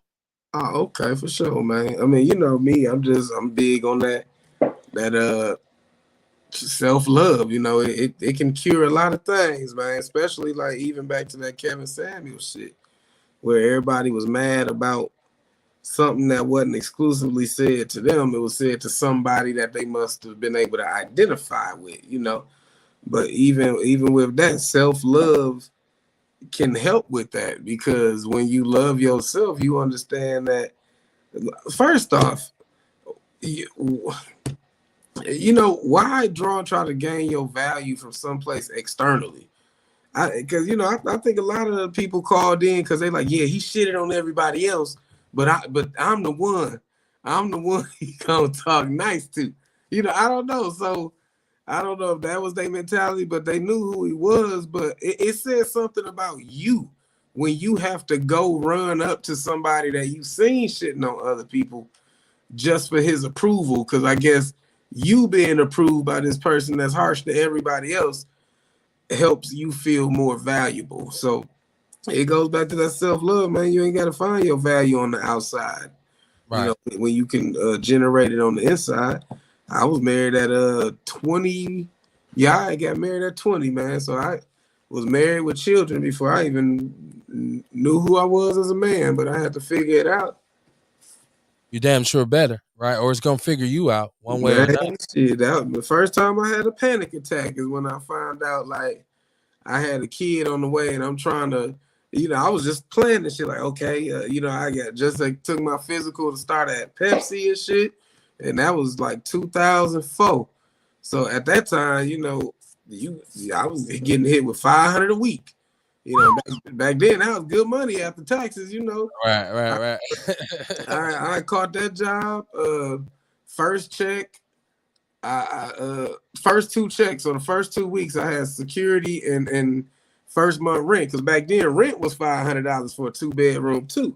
So Not now, goddamn it. right, so my first 2 checks, first month security. Next 2 checks, furnished the crib. Fine. And for that check was bedroom set. Next check was living room and baby room. So I'm planning it out like, okay, I got this much money, I got to do this, that. And all while I'm thinking about all the things, because I was always a slacker, man. I ain't even gonna lie. My children lit a fire under my ass because I realized somebody else would suffer from my slacking. So as I was trying to plan to get my life straight, I had my first panic attack, man. I didn't know what was happening. I just know I was planning some shit and my chin got to tingling, and next thing I know, it was hard to breathe. I didn't know what was good, but Oh Lord. eventually I realized that that's what that is when you get to trying to think too much and that anxiety kick in. So now, that's why I got the book to teach people how to reel that shit back in. If you anxious, it's because you thinking too far in the future. And if you depressed, it's because you stuck somewhere in the past. You gotta learn how to get your shit right back here, right in the present, in the now. Talk about your books a little bit for the people before we get out of here. Oh, okay. Well, let me see if there's one over here. Yeah, it is. So 12 steps to becoming your own dope. You can find it on Amazon in paperback and ebook. Just like I said, just tools that can help and things that I did to help with certain issues that I may have been going through. There was a time I was depressed. Like I said, I was married at 20. I was separated by 27, divorced by 29. So at that time I was preaching, teaching Sunday school. So the fact that some shit like that could happen to me, it was a double blow because it fractured my family, but it also had fractured my faith at the time. So, I when I was left out there without my family and I felt without God, I had to figure out who I was if I didn't have any of that. And once I was able to figure out who I was and be able to draw my value from who I am, then all that other shit was just a addition. Because, until you sit with yourself and learn to like yourself, love yourself, and value yourself, you always feel you need something on the outside to add to you. When you realize shit, you hold all on your own and anybody else is just an addition to the party, that's when you can move in a way that it actually attracts people around you. Like, there's always somebody wanting to be around me because I've learned to be happy with me. I crack myself the fuck up, G. And people like to be around people that like to laugh because they want to laugh. People Right. like to be around people who happy because they trying to catch contact on happiness. You know what I'm saying? So once I learned to get cool and comfortable on my own, there's never been a day that I'm fucking on my own because people want to catch contact from me because I learned how to generate it for myself. But Mm, ultimately, I'm able to generate enough for everybody else too. right. Yeah, people tend to be drawn to positivity, man. So, For and sure. that's when we always talk about taking a look at who you are. Who are you in your circle? Are you the negative person, or who are you in your relationship? Right. Right. Like a lot of times we don't look at our relationship. It's easy to blame somebody. It's easy for us to say, well, it's their fault, or she does this, or he does that. Sometimes it's you. Sometimes you the reason why shit's falling apart. Sometimes, and if you've had a lot of failed situations, sometimes you got to look around and say, "Damn, what's the common denominator What's the here?" common denominator? Hell yeah, man. Right? That, I'm the one who's fucking everything that, up. I know it's that be hard the to admit, man, but when you talk about self love, Rel, yeah, one of the things that come with self love is being honest with yourself. Right? exactly. Putting those skeletons away and saying, I'm just gonna pack these over here and I'll deal with them later is never gonna work. You got to get that out. You got to say, nah, okay. And I did a show a long time ago. Kamar and myself, we did a show and it was called Buck Naked. Yeah, And it was really about vulnerability. Because when you buck naked, you vulnerable, right? Like that's the most vulnerable you gonna ever be. That's why most people close the door, I ain't got no clothes on. Right? You really most people just ain't cool with just total nudity, right? Like, but I know people out there, I know people are listening saying, I'm naked now. That's not what I mean, right? Like we were talking about vulnerability, right? And so I was saying part of that is facing up to your fears. What are you actually scared of? What do you have? What is it about yourself that you scared to even admit it? Right? exactly. Like, it's okay sometimes to laugh at yourself and say, I'm not okay. I need some help, man. I'm over here fucking up. Like I can't tell people how important, and it feels very good to get that off your chest to be able to say, It do. shit, man, I'm fucking up, man. I need some help over here. I'm struggling, right? Let's say it's okay not to be okay. And so the honesty of, okay, I'm abused, or okay, oh, I'm fat, or I'm skinny, or I'm tall, or I'm short, or whatever it is, for you to be the first one to say that and say, that's why I say getting in front of that mirror when you buck naked, looking at yourself saying, "It's it right here." It don't matter what I put on. It don't matter what I do. You know, this is who I am at the end of the day. Like, and sometimes people literally have to do that. They have to get in front of that mirror and say, shit, right? Like, this is who I am. Butt naked, this is who I am. Because if I put on some fancy clothes over it, it's still the same. Other people on the outside say, "Oh, you got on Gucci." Yeah, I know, but I look like a burnt marshmallow up under here. Like, it's like, Right. and it's okay if you say my fat ass need to lose some weight, or my little skinny ass need to gain some weight. Like, it's, to be honest with yourself is divine. Tiarsha Arthur said, "Did you see a post that was made by some young dude? He told other people to meet at Fond du Lac and Capitol, and another post for them to meet at different parks. There's a video showing them driving recklessly." You know what? I didn't see that. I don't know. Did you put that in the People's News Network? Because it doesn't surprise me that this kind of stuff is up. Like that young people use social media. I mean, like, that's like us paging each other back in the days, or hopping on the cell phone, like, where you at, man? Baby? Yeah, but the reckless driving part of it is, it's hard to get through to young people, to get them to understand. Look, okay, it's fine that you want to have a good time and have fun, but you ain't supposed to fuck everybody else up because of it, right? Like, have all the fun you want, just don't have it hurt other people, right? And I get it, because I was a young, wild, hooligan who just was out here. I couldn't stand for an old person. Turn that music down. Fuck you. Go to sleep. I wasn't even caring about, they got to get up. That's too bad. Your ass old and I ain't, right? But that's why you hardly ever hear me either. I'm not the old person that comes out on my porch and turn that music down. I don't really, unless they sitting right in front of my house late at night. I done had to grip up on a couple youngsters in front of my house late night. Then they want to tell me, "Oh, fuck you." Oh no, fuck you. Fuck you. You heard what I said. Courtney says she loved nakedness. A lot of people do. A lot of people Hey feel. man, shout out to my soul tribe, because that's all I kick it with: hippies, nudists, and expressionists. No, not to come to your house on the birthday. But that's the thing, man. You know that all comes with that vulnerability, and that's a perfect example of why a lot of people aren't vulnerable, because it's something that they heard in the past that made it seem taboo. Right. Somebody was told, "Stop that crying," or "Fix your face," or you know what I'm saying, like, or "Put some clothes on." Like, all that stuff, it all just shows you how society molds you from a young age. Okay, there's a dope ass professor, Bruce Lipton. He teaches that children are programmed from the third trimester of pregnancy up until 7 years old. They're in a brainwave state of theta, which is hypnosis. So that's why children, you can say what you want to them, but they observing and downloading everything they see. And then after the age of 7, that's the program that they operate on. So a lot of us were programmed into being self-sabotaging, self-doubting. You don't deserve this. Did you earn that? Just through shit that we've been exposed to. And it makes it difficult for a lot of us to be transparent, because nudity is wrong, having feelings is wrong, especially if you're a guy. You know what I'm saying? So, or if a girl want to twirl and jump, girl, sit down, stop doing too much. It was older people and they meant well, but it's a lot of our issues come from older people who meant well, stifling the fuck out of us. Well, I also think we talk about what's appropriate.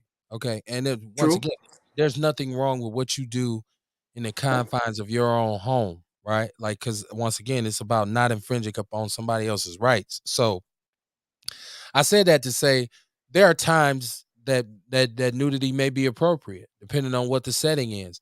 But I don't think you should be so loose with it that little children are being affected by it, or some people, you in a place where it's not called for that. Like, I'm going grocery shopping.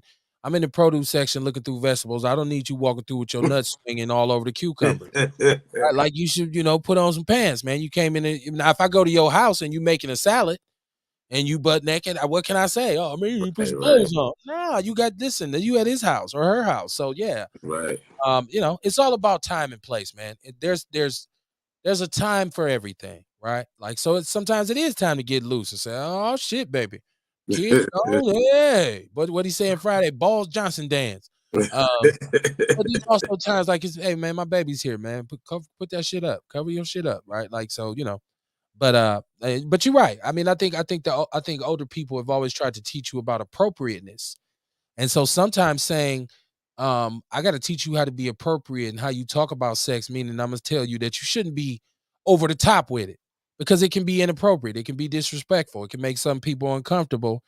And you gotta have respect for your elders. So, I got because like I said, I got uncles and people in my family who have there's no filter, no holds barred. He gonna say, I got an uncle that he don't care. He don't care who's in the room. He's shit. What the fuck, motherfucking pussy ass dick bitch titty shit. Like he don't care. And it can be sometimes it's like, come on, man, like really. But I do understand him. Like, look, this what it is. This how I roll. Gotta respect him for it because he ain't fronting. But there's a such thing as being appropriate, right? Like, so I wouldn't. I go somewhere with my wife, and we gotta go in a place where it's a bunch of dudes walking around with their shit hanging down, swinging all over. I'm like, whoa, goddamn, man. Unless I'm at a nudist convention or something like that, that ain't the lick for us. But to each his own, man. So shout out to you and the hippies and the nudists that y'all run with. Just put them kids in the bed. Hey, Um, Tiasha Arthur says she's sorry we didn't do any of this stuck on stupid stuff. You know what? I did. I did. I did. I was so counterproductive in my community at one point. We did a lot of dumb shit. Like I talk about reckless driving, but I can remember times when we had stolen cars and was doing donuts, flying through the hood, speeding, chasing after each other. I've done a lot of dumb things. So that's what I'm saying. I understand the spirit of young people when they, we just having fun. We just trying to have some fun. Woo woo woo. But there were some parameters. Like we done a lot of dumb shit, but we did have some parameters. Sometimes it did spin out of control. Sometimes people got hurt. I can tell you this. A lot of my partners went to jail in stolen cars. It just so happened that my father just at one point just bought me a car. So that was the end of my car theft career.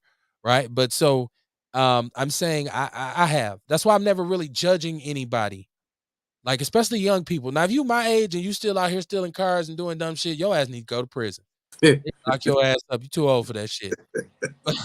You know what I'm saying? But I do understand young people make mistakes, but these young people got to start to do better because they got to be taught that they deserve better, right? right. Because we know what's coming. I know that lifestyle that they're living. I know what's coming with it.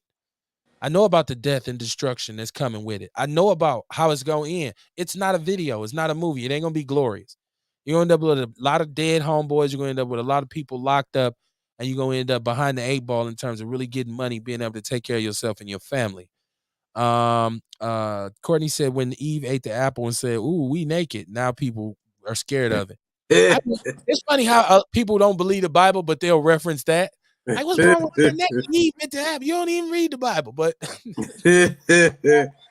mean, my personal belief is that society molds, perception and perspective. I mean, we were naked on this motherfucker for millions of years before someone with lack of pigment told us that it was obscene to be.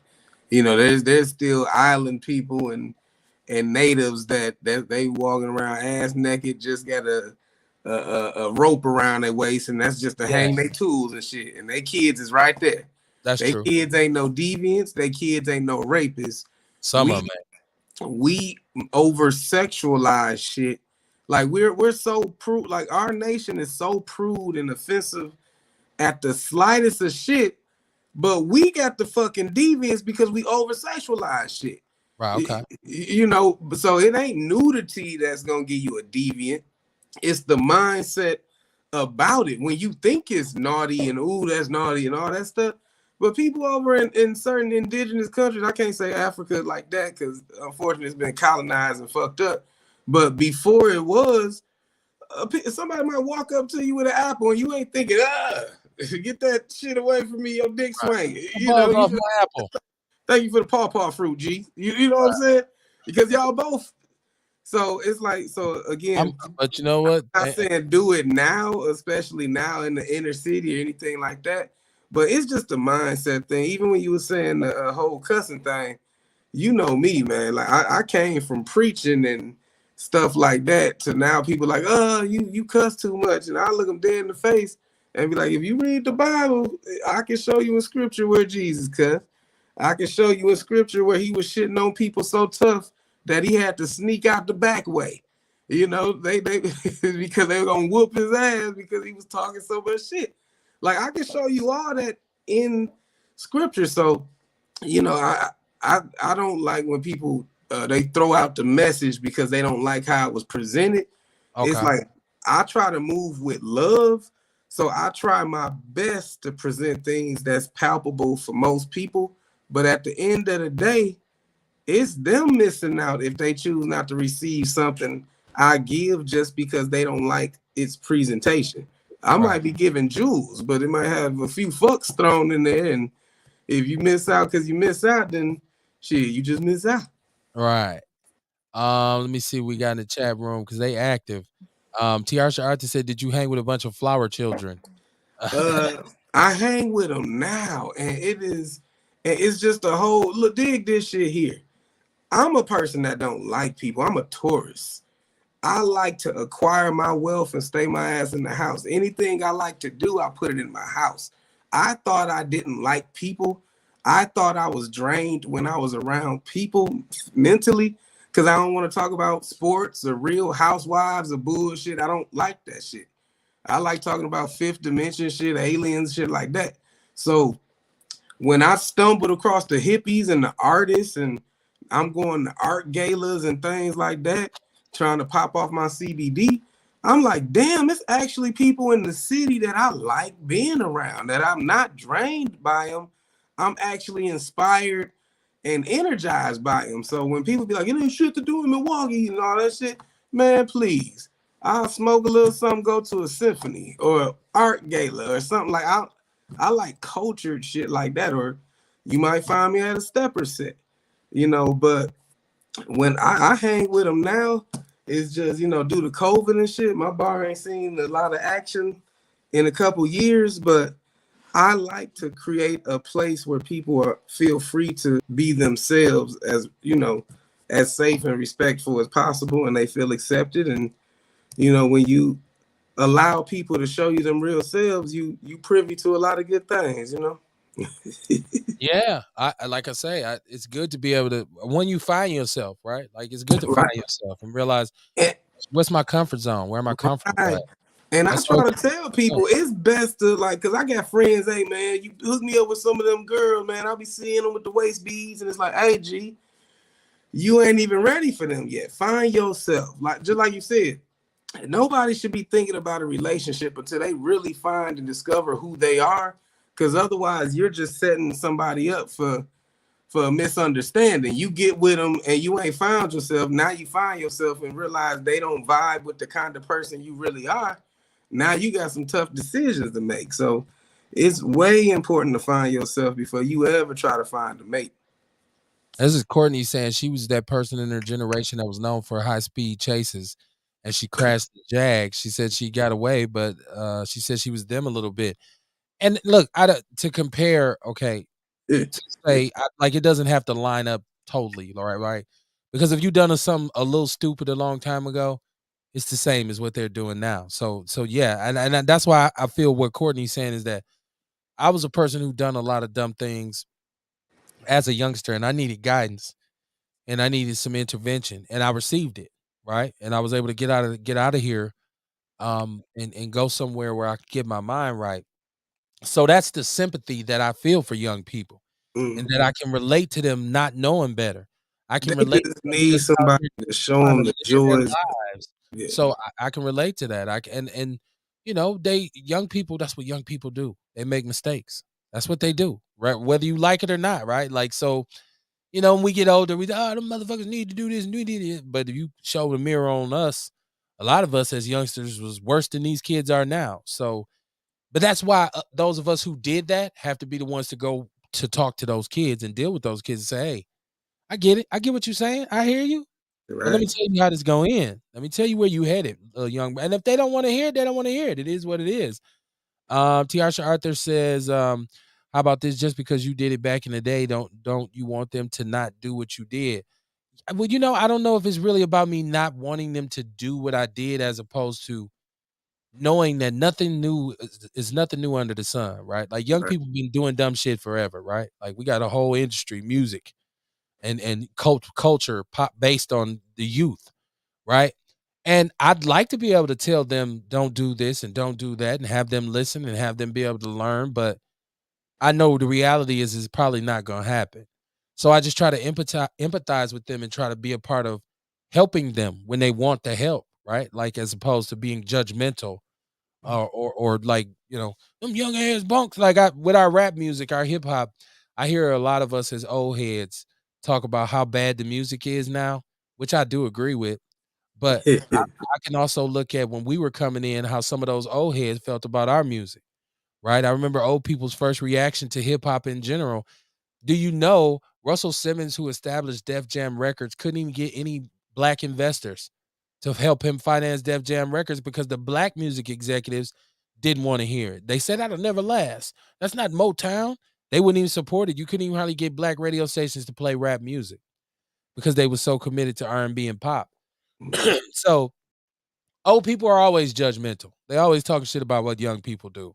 Uh, but in a case like Milwaukee, there's concern because they're losing their lives at a greater pace than we did.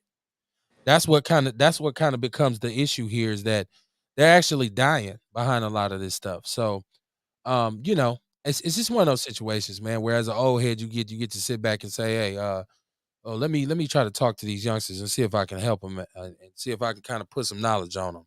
Um, Right. and that's why you hear me talking about it because like I said, I know what it's like. I know what they're going through. She said, my statement. Oh no, that was Courtney responding to T. Archer. She said my statement isn't saying for people to be me. Let's see. Somebody agree with you about over sexualizing everything. I thought it was a good point too. Erica Hunt said breastfeeding is a big example.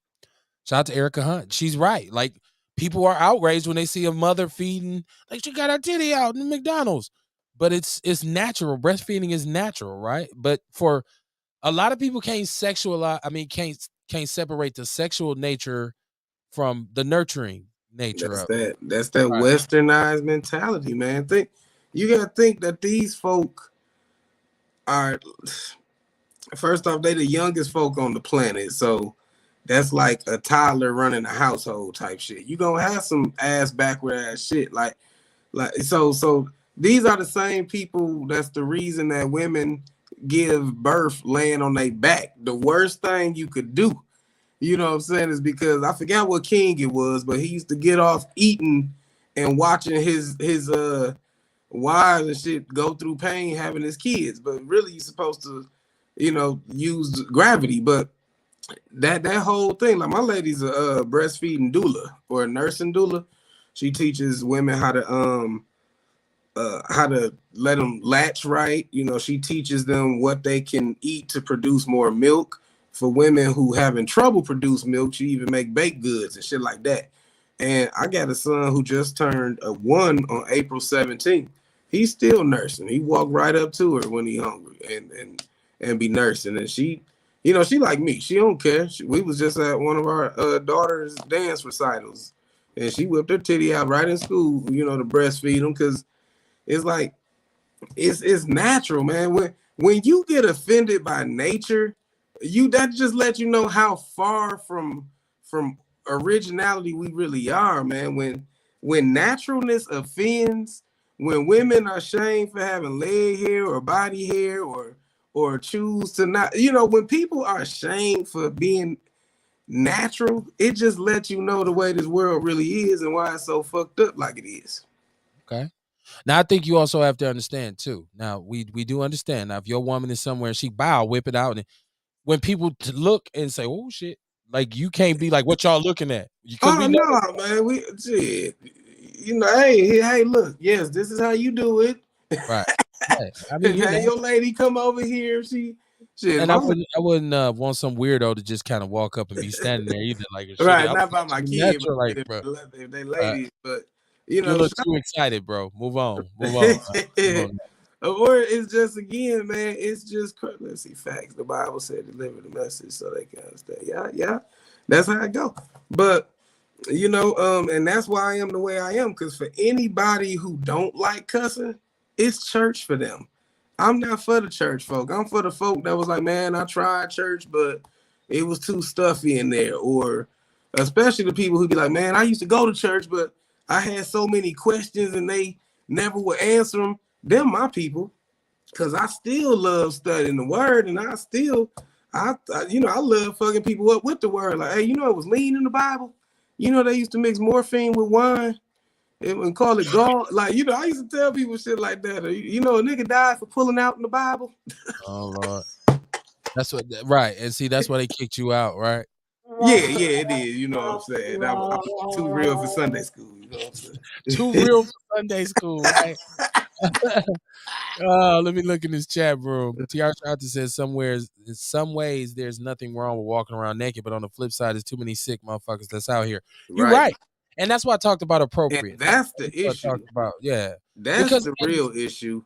That a woman, like, again, in Africa, like I don't care how a woman walking, you gonna say, she was naked, so I had to grab her. Nah, that's some shit in your head. Like, I'm just like, damn, look at them titties. All right, let me keep getting on to work. Like, that's just it. Like, it might be stop, pause, look, damn, look at that, and keep on hitting it. Like, men have to understand too that a lot of times it's not a woman's fault that you sexualize everything. Like, because a woman can literally say, "I'm gonna wear this dress to work," right? Like whatever, if it accentuates her curves or whatever, and she's not walking out the house thinking, "I want everybody to look at my butt." But it's not. And some of us as men are just like, "Whoa, you see that?" Like, it's like, yeah. So appropriate. Right. Some people can't handle it. I seen a post about a teacher, and they was like, she dressing too yeah. revealing. You want her teacher? Yeah, I seen that. Like, she just strapped. You can't hide strapness, even in the moo. Yeah. Well, I mean, even if you like, it's okay for you to look at her, and if you are impressed by her physique, to be able to, it's on you to control it, right? Exactly. You ain't gonna say nothing to her. You ain't gotta try to touch her. None of that shit. She don't deserve to be harassed or disrespected because you can't hold your shit together. So, like, when you shouldn't have wore that. Then know why? Maybe you shouldn't be a pervert, or maybe you should be able to control. You should have some self-control. That's right. Self-control, self-control, self-love, self-value. Let's start teaching this shit. Right. Self is the operative word here. Shout out to Erica Hunt. She said it's a lifestyle for the younger people nowadays, whereas us old heads were just making mistakes. I don't know, because it was, it was a lifestyle. It was a lifestyle too when I was out here, because we lived a certain way. And I say that because we had a certain set of rules. We had some norms in my neighborhood, and it was a dysfunctional culture. It was counterproductive, but we had rules and norms to it. So that's why I say it was a lifestyle. It was because the one thing that I learned early on from old dudes that was in the streets is that there's squares, and then there's people who are in the life, right? And so there's a different set of expectations for a square. Right. There's somebody who's in the life, right? And like, so a lot of times, older cats who was going to like step in and do some sort of type of mediation or whatever in the neighborhood between us would say, well, is these dudes in the life? Is they about this shit? Or like, because what is this about? Right. And so to be able to figure out where it was going was important to say, okay, because if they're in the life, we got to be prepared for retaliation, revenge, and get back. If this is just just two squares getting into it, then it can be settled right there, right then and there. It can change the nature of the mediation, is what I'm saying. Different rules of engagement. We had a certain, it was a lifestyle to it. I find out what I find from my generation, and I came up in the 90s, basically. Yeah. I mean, when the 90s started, I think I was 15. Okay. And when it was over, I was 25, 24, right? Like, so I basically grew up during the 90s. And, it was a certain kind of way we operated, like, right? And we was wild. Like, we did all of the wild, like all of that, but we also like to romanticize it. I hear a lot of people, like, even with music that I was talking about, we act like, nah, man, they don't make music like they used to. Well, guess what? They made some garbage ass hip hop back in the days too. There's plenty songs, plenty artists, plenty albums that I look at now or hear now and be like, man, nobody bumped that. That was garbage. That was trash. They considered that bogus, right? So we act like now, like everything that came out back in the days was an instant classic. That's not true. For every Nas and Tupac, it's about 15 other artists that came and we was like, nope, no play. Take that shit out. We're not playing that. So I just feel like we get older. As you get older, you kind of look back with fondness and say, man, what a life. But you forget what it's like to be present, to be in it right now while it's popping and for it to be fresh and new. So we was just as bad. We can label it however we want. Cause I tell these kids all the time, okay, well, let me guess. You get up, you roll a blunt, you smoke a blunt, you go hang out with your guys, y'all roll a bunch of blunts, y'all smoke those blunts, y'all drink. Yeah, we did all of that shit. Like by the time it's 12 o'clock, we done already had a case of 40s and probably done smoked our way through a goddamn half ounce of weed in the summertime. It ain't even 12 o'clock yet, right? Damn. So I can't, when I see what they doing now, I can say, oh, that's a shame that they doing that. But then I think back, like, but I also remember what brought me out of that. Yeah. I also remember the maturation process in which I said, that's just dumb. That's counterproductive. Like, what are you really getting done? You ain't getting no money like that. You're not moving forward. And so hopefully you lose the desire to live like that, because your old ass, when you get to be my age, you ain't supposed to still be doing that shit. The problem is you still got too many people my age doing that shit, right? Like, so, because I still got some partners who be like, kid, I can't think without smoking. Yeah, it tends to show in your performance, right? Let's look at Erica Hunt said, while nursing my children, I had a man say he was next. He was next.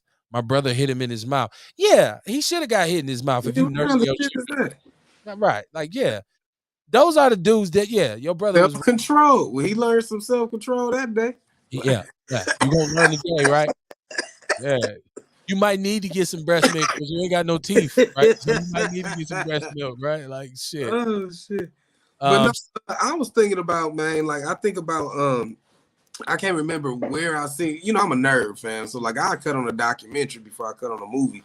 But I seen something where it was just saying, again, this is my conspiracy shit, but it was saying how back in the 60s, like the youth are the courageous. They're the ones who ain't working a job yet, so they ain't got it. I might lose my job if I protest. So the youth, when they were taught pride, self-pride, and justice and things like that, that's when we got the Panthers and we got, that's when shit was getting changed in the 60s.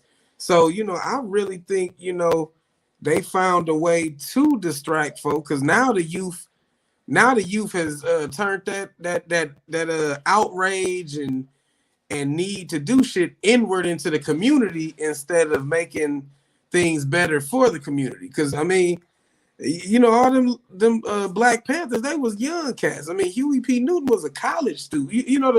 The at the age where kids are or young adults are the wildest, they always had that zeal and that courage and that hypersensitivity to something needing to change, but they were able to direct it at the man versus the black man back then type shit. What they say, the youth shall inherit the revolution, right? Like, so they got the supposed to be, man. Supposed to be. They got the energy. They got the energy to get there, but the old people got the directions. Right. That's why you gotta have a balance. Erica Hunt said it's okay. I was too real for church. She said I was too real for church too. They said our job was to deliver the message of God, but we can't go to the club or where the sinners are. I asked, how can I deliver that message if I don't go where they need to hear the message? Okay. The highways and the hedges.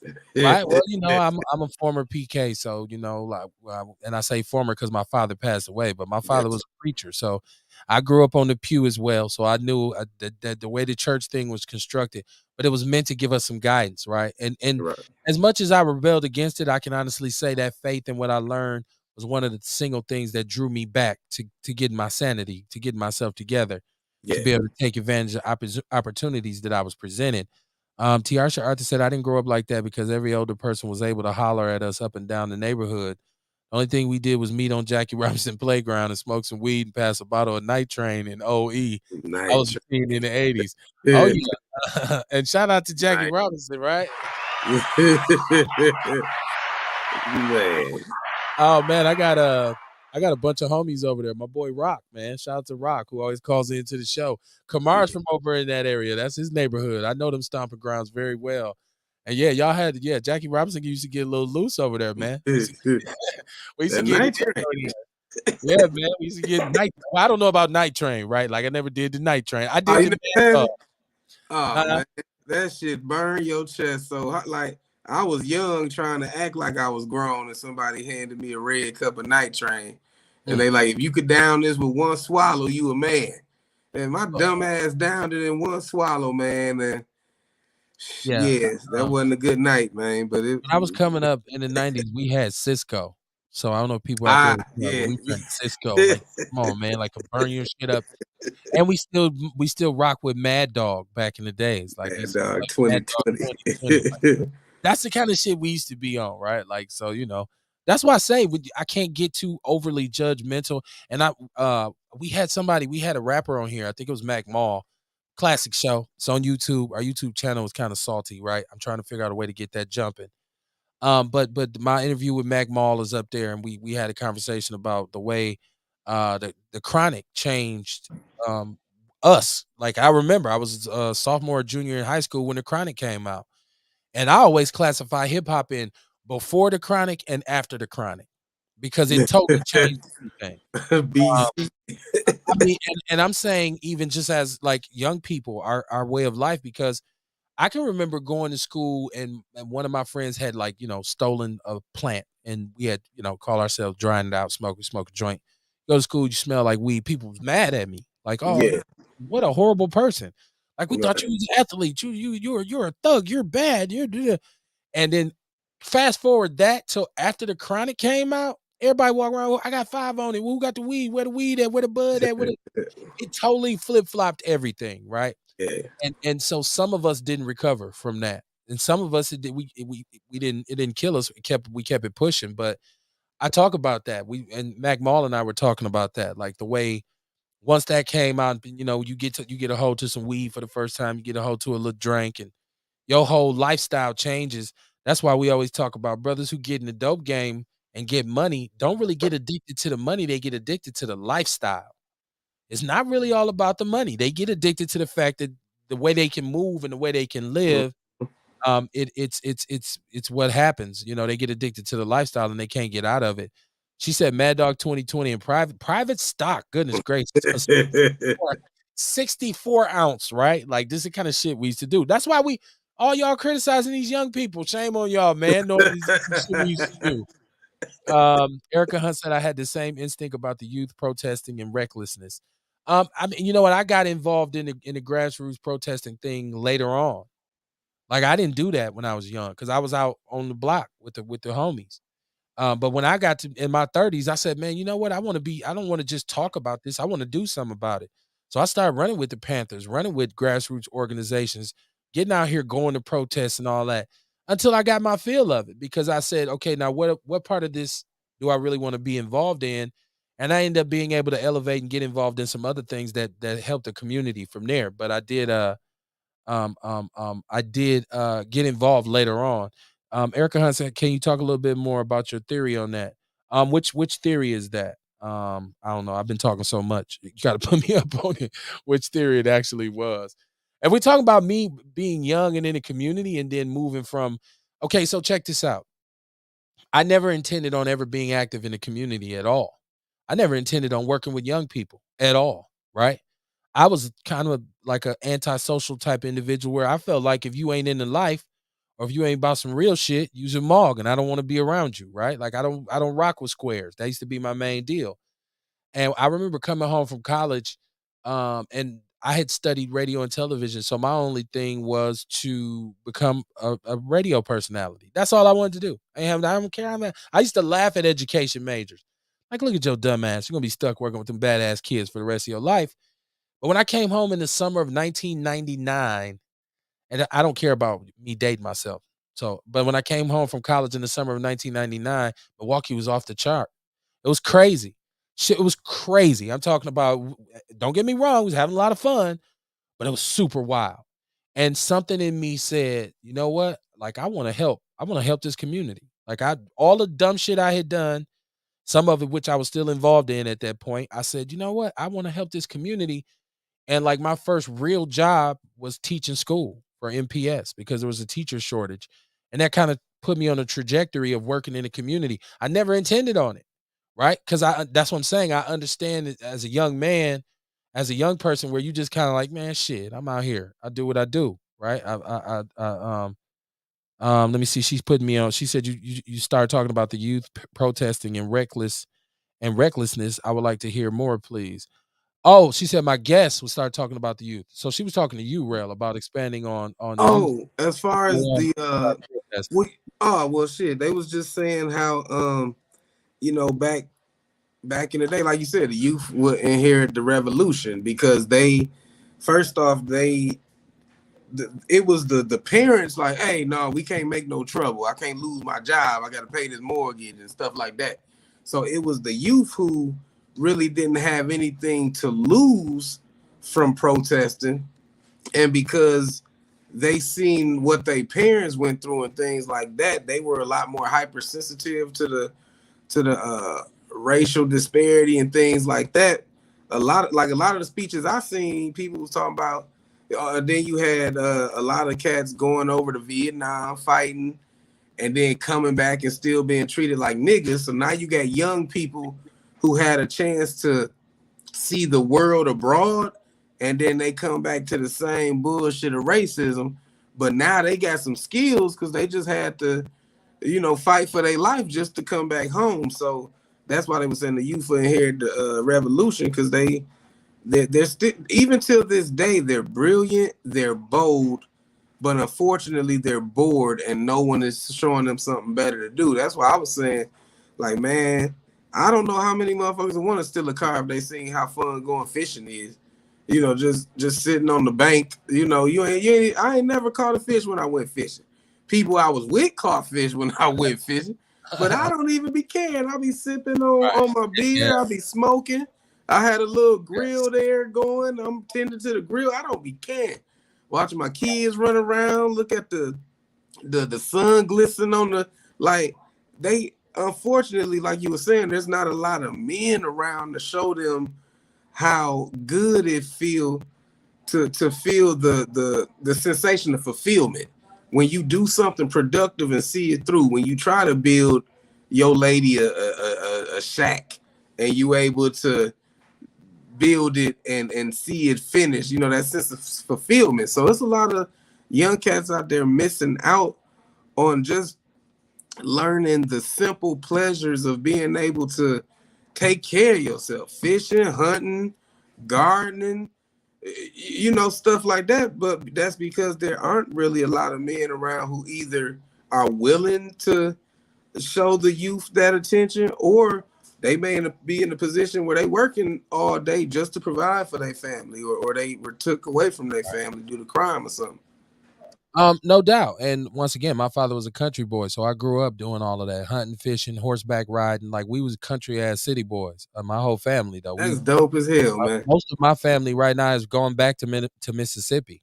So like most of my uncles have moved back. My brother can't stand Milwaukee. I got a bunch of cousins who Man, have hey, vacated Milwaukee a long. I really want to get some land, man, and be one of them cats that go down south and grow that watermelon and bring it back.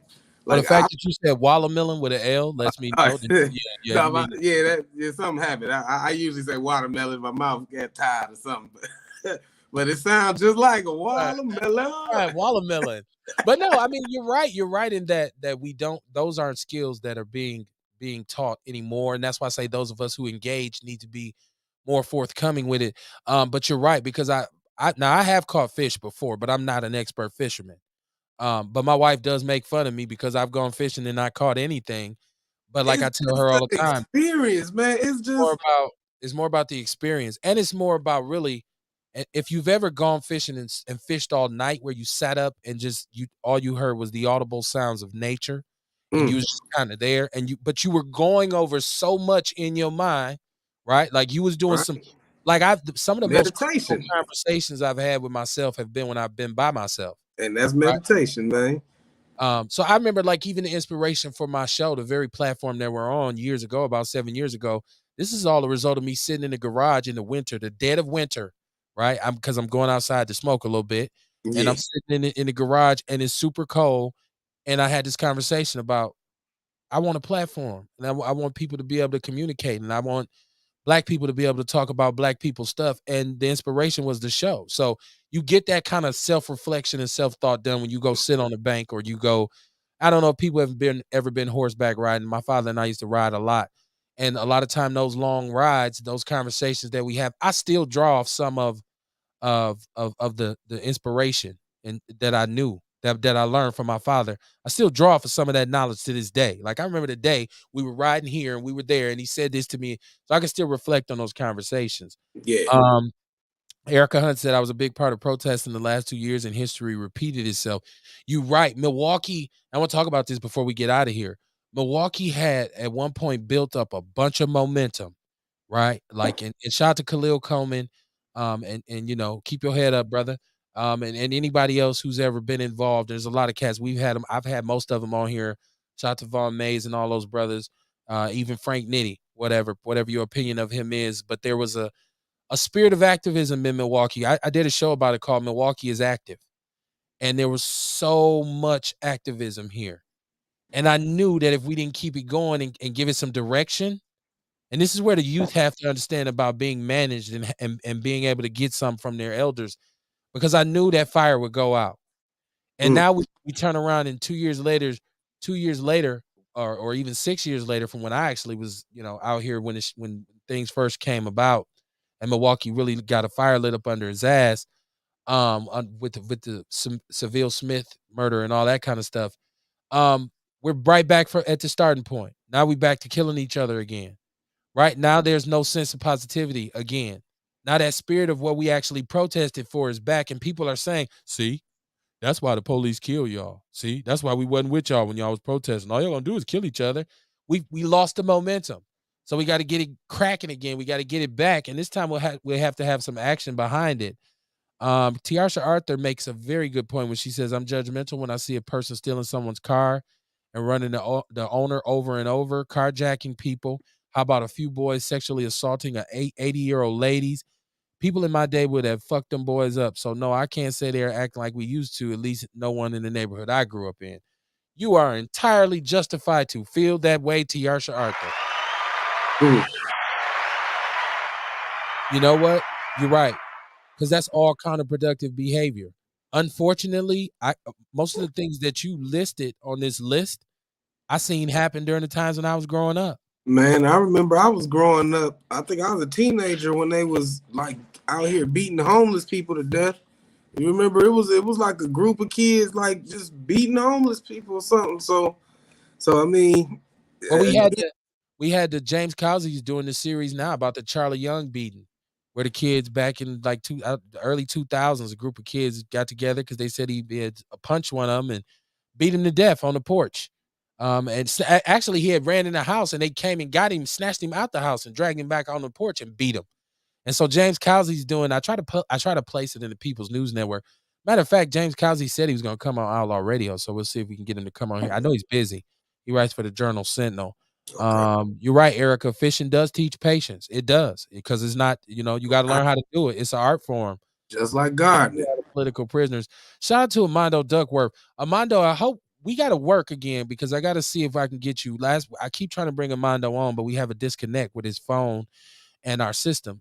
I don't know if it's StreamYard or what, but I'm trying to get Armando on, because Armando does a lot in the community.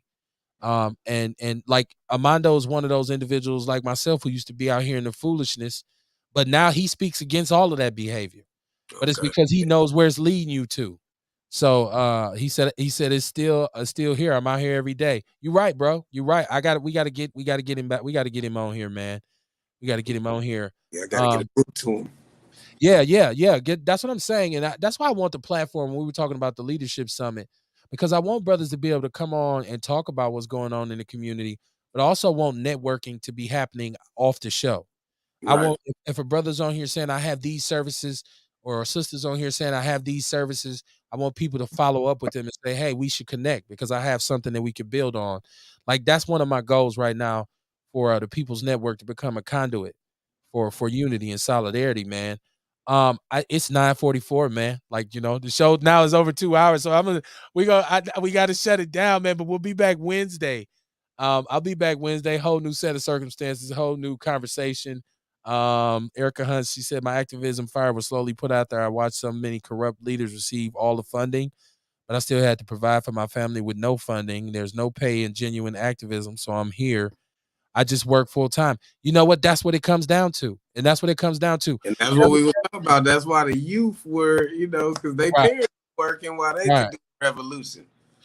But you know what? That kind of put in terms of when I jumped out here and got with the Panthers and we were out here and we were doing things and I was in motion and I could go on a county resolution that we got passed to create community restoration centers. I can show y'all the paperwork for that. That's actually a law that's sitting on the county had to pass because we came up with it. But like you, I got disillusioned by some of the things I seen leaders doing, the so-called leaders doing. I got kind of pissed off when I seen some of the counterproductive behavior that goes on within some of these organizations. I got pissed. I said, you know what? I'm just gonna do me. I'm good. Um, thank God I got out already on the People's Network so I can still have a voice. But I did kind of take a step back and say, you know what? Maybe that's not where I need to be at because I was going to end up getting into it with some people. To be honest with you, like it was getting crazy, and I seen a lot of people doing shit that's not what this shit is supposed to be about. But that spirit of activism should always be here, and we should support it when we see young people being passionate and being mobilized and polarized by something, man. Um, I love it when the conversation goes so long that we don't even know how to cut it off. We're gonna cut it off. Y'all, the Big Black Sports Show will be on tomorrow night. Then we'll be back Wednesday night on Outlaw Radio. Real, a lot of people were expressing support for you, and they agree with what you said. So, do you got a book, or you want to show people your books or something? Yeah, shit, y'all can find my book on Amazon, 12 Steps to Becoming Your Own Dope. I do have some on deck if you local. You can link up with me on my Instagram. If you have Instagram, it's Higher Frequency. I spell it because it's spelled a little different. HIGHERFREAKUENCY is my Instagram page. You can find me on Facebook at JUS space RELL. Holla at me. I do have some of my 12 steps to becoming your own dope books on deck. And then I also have my gratitude journal. Because again, gratitude is a superpower. You learn how to be aware of reasons to be grateful, then you can always generate your own joy. Like I say, every day I'm awake, aware, and able to wipe my own ass. God has blessed me with everything I need to get everything I want. So you can Yeah. find me in 10 places. And if you still out here and you feel the need, you feel that energy, you want to get out here and protest, we get it cracking again. I support you on that. If it's some event that you want to put together, if I'm not going to be able to do it, I can pass you along to some people or pass your contact information to some people who still engage in that. And there's a righteous way to do that as well. And so we can't allow one bad experience to kind of, they say one bad apple spoil a bunch. And that's what we were talking about with Brother Kevin Samuels, that whatever his experiences were, they made him jaded. Mm-hmm. Gave him a certain sense of bitterness. So regardless of what he said that was positive and progressive, it was always kind of stained with his own personal bitterness. And that Right. took away from his overall message. There's no denying the fact that what this brother was saying had some power to it. There was some words of power. There's a lot of truth in a lot of the things he said. But I think for a lot of people, it was how he said it and that sense of bitterness and angst and real anger that turned people off towards it. So you just got to be aware, man. Like, well, old people say you get more flies with honey than you do with vinegar, right? And so think about that. If you still want to get active, if you still got some ideas for some initiative, you want to be heard, you got something to say to the community, hit us up, man. Bang our line because we don't support no unsolidated banging on no outlaw, right? So unsolicited banging on no outlaw. So get with us, man. And just remember, man, it's all self-love, self-care, being honest with self, being able to deal with yourself. It all starts from within, man. And I always tell people all we got is us, but all you got is you, right? So you have to understand it. If your criticism of the community outweighs your contribution, you most definitely uninformed or either your ass just a coon. I see y'all tomorrow night. I see y'all Wednesday night, man. Peace and love. Thank y'all for supporting the show. Peace out, world. We'll chop it up. For sure, G. All right, take care, man.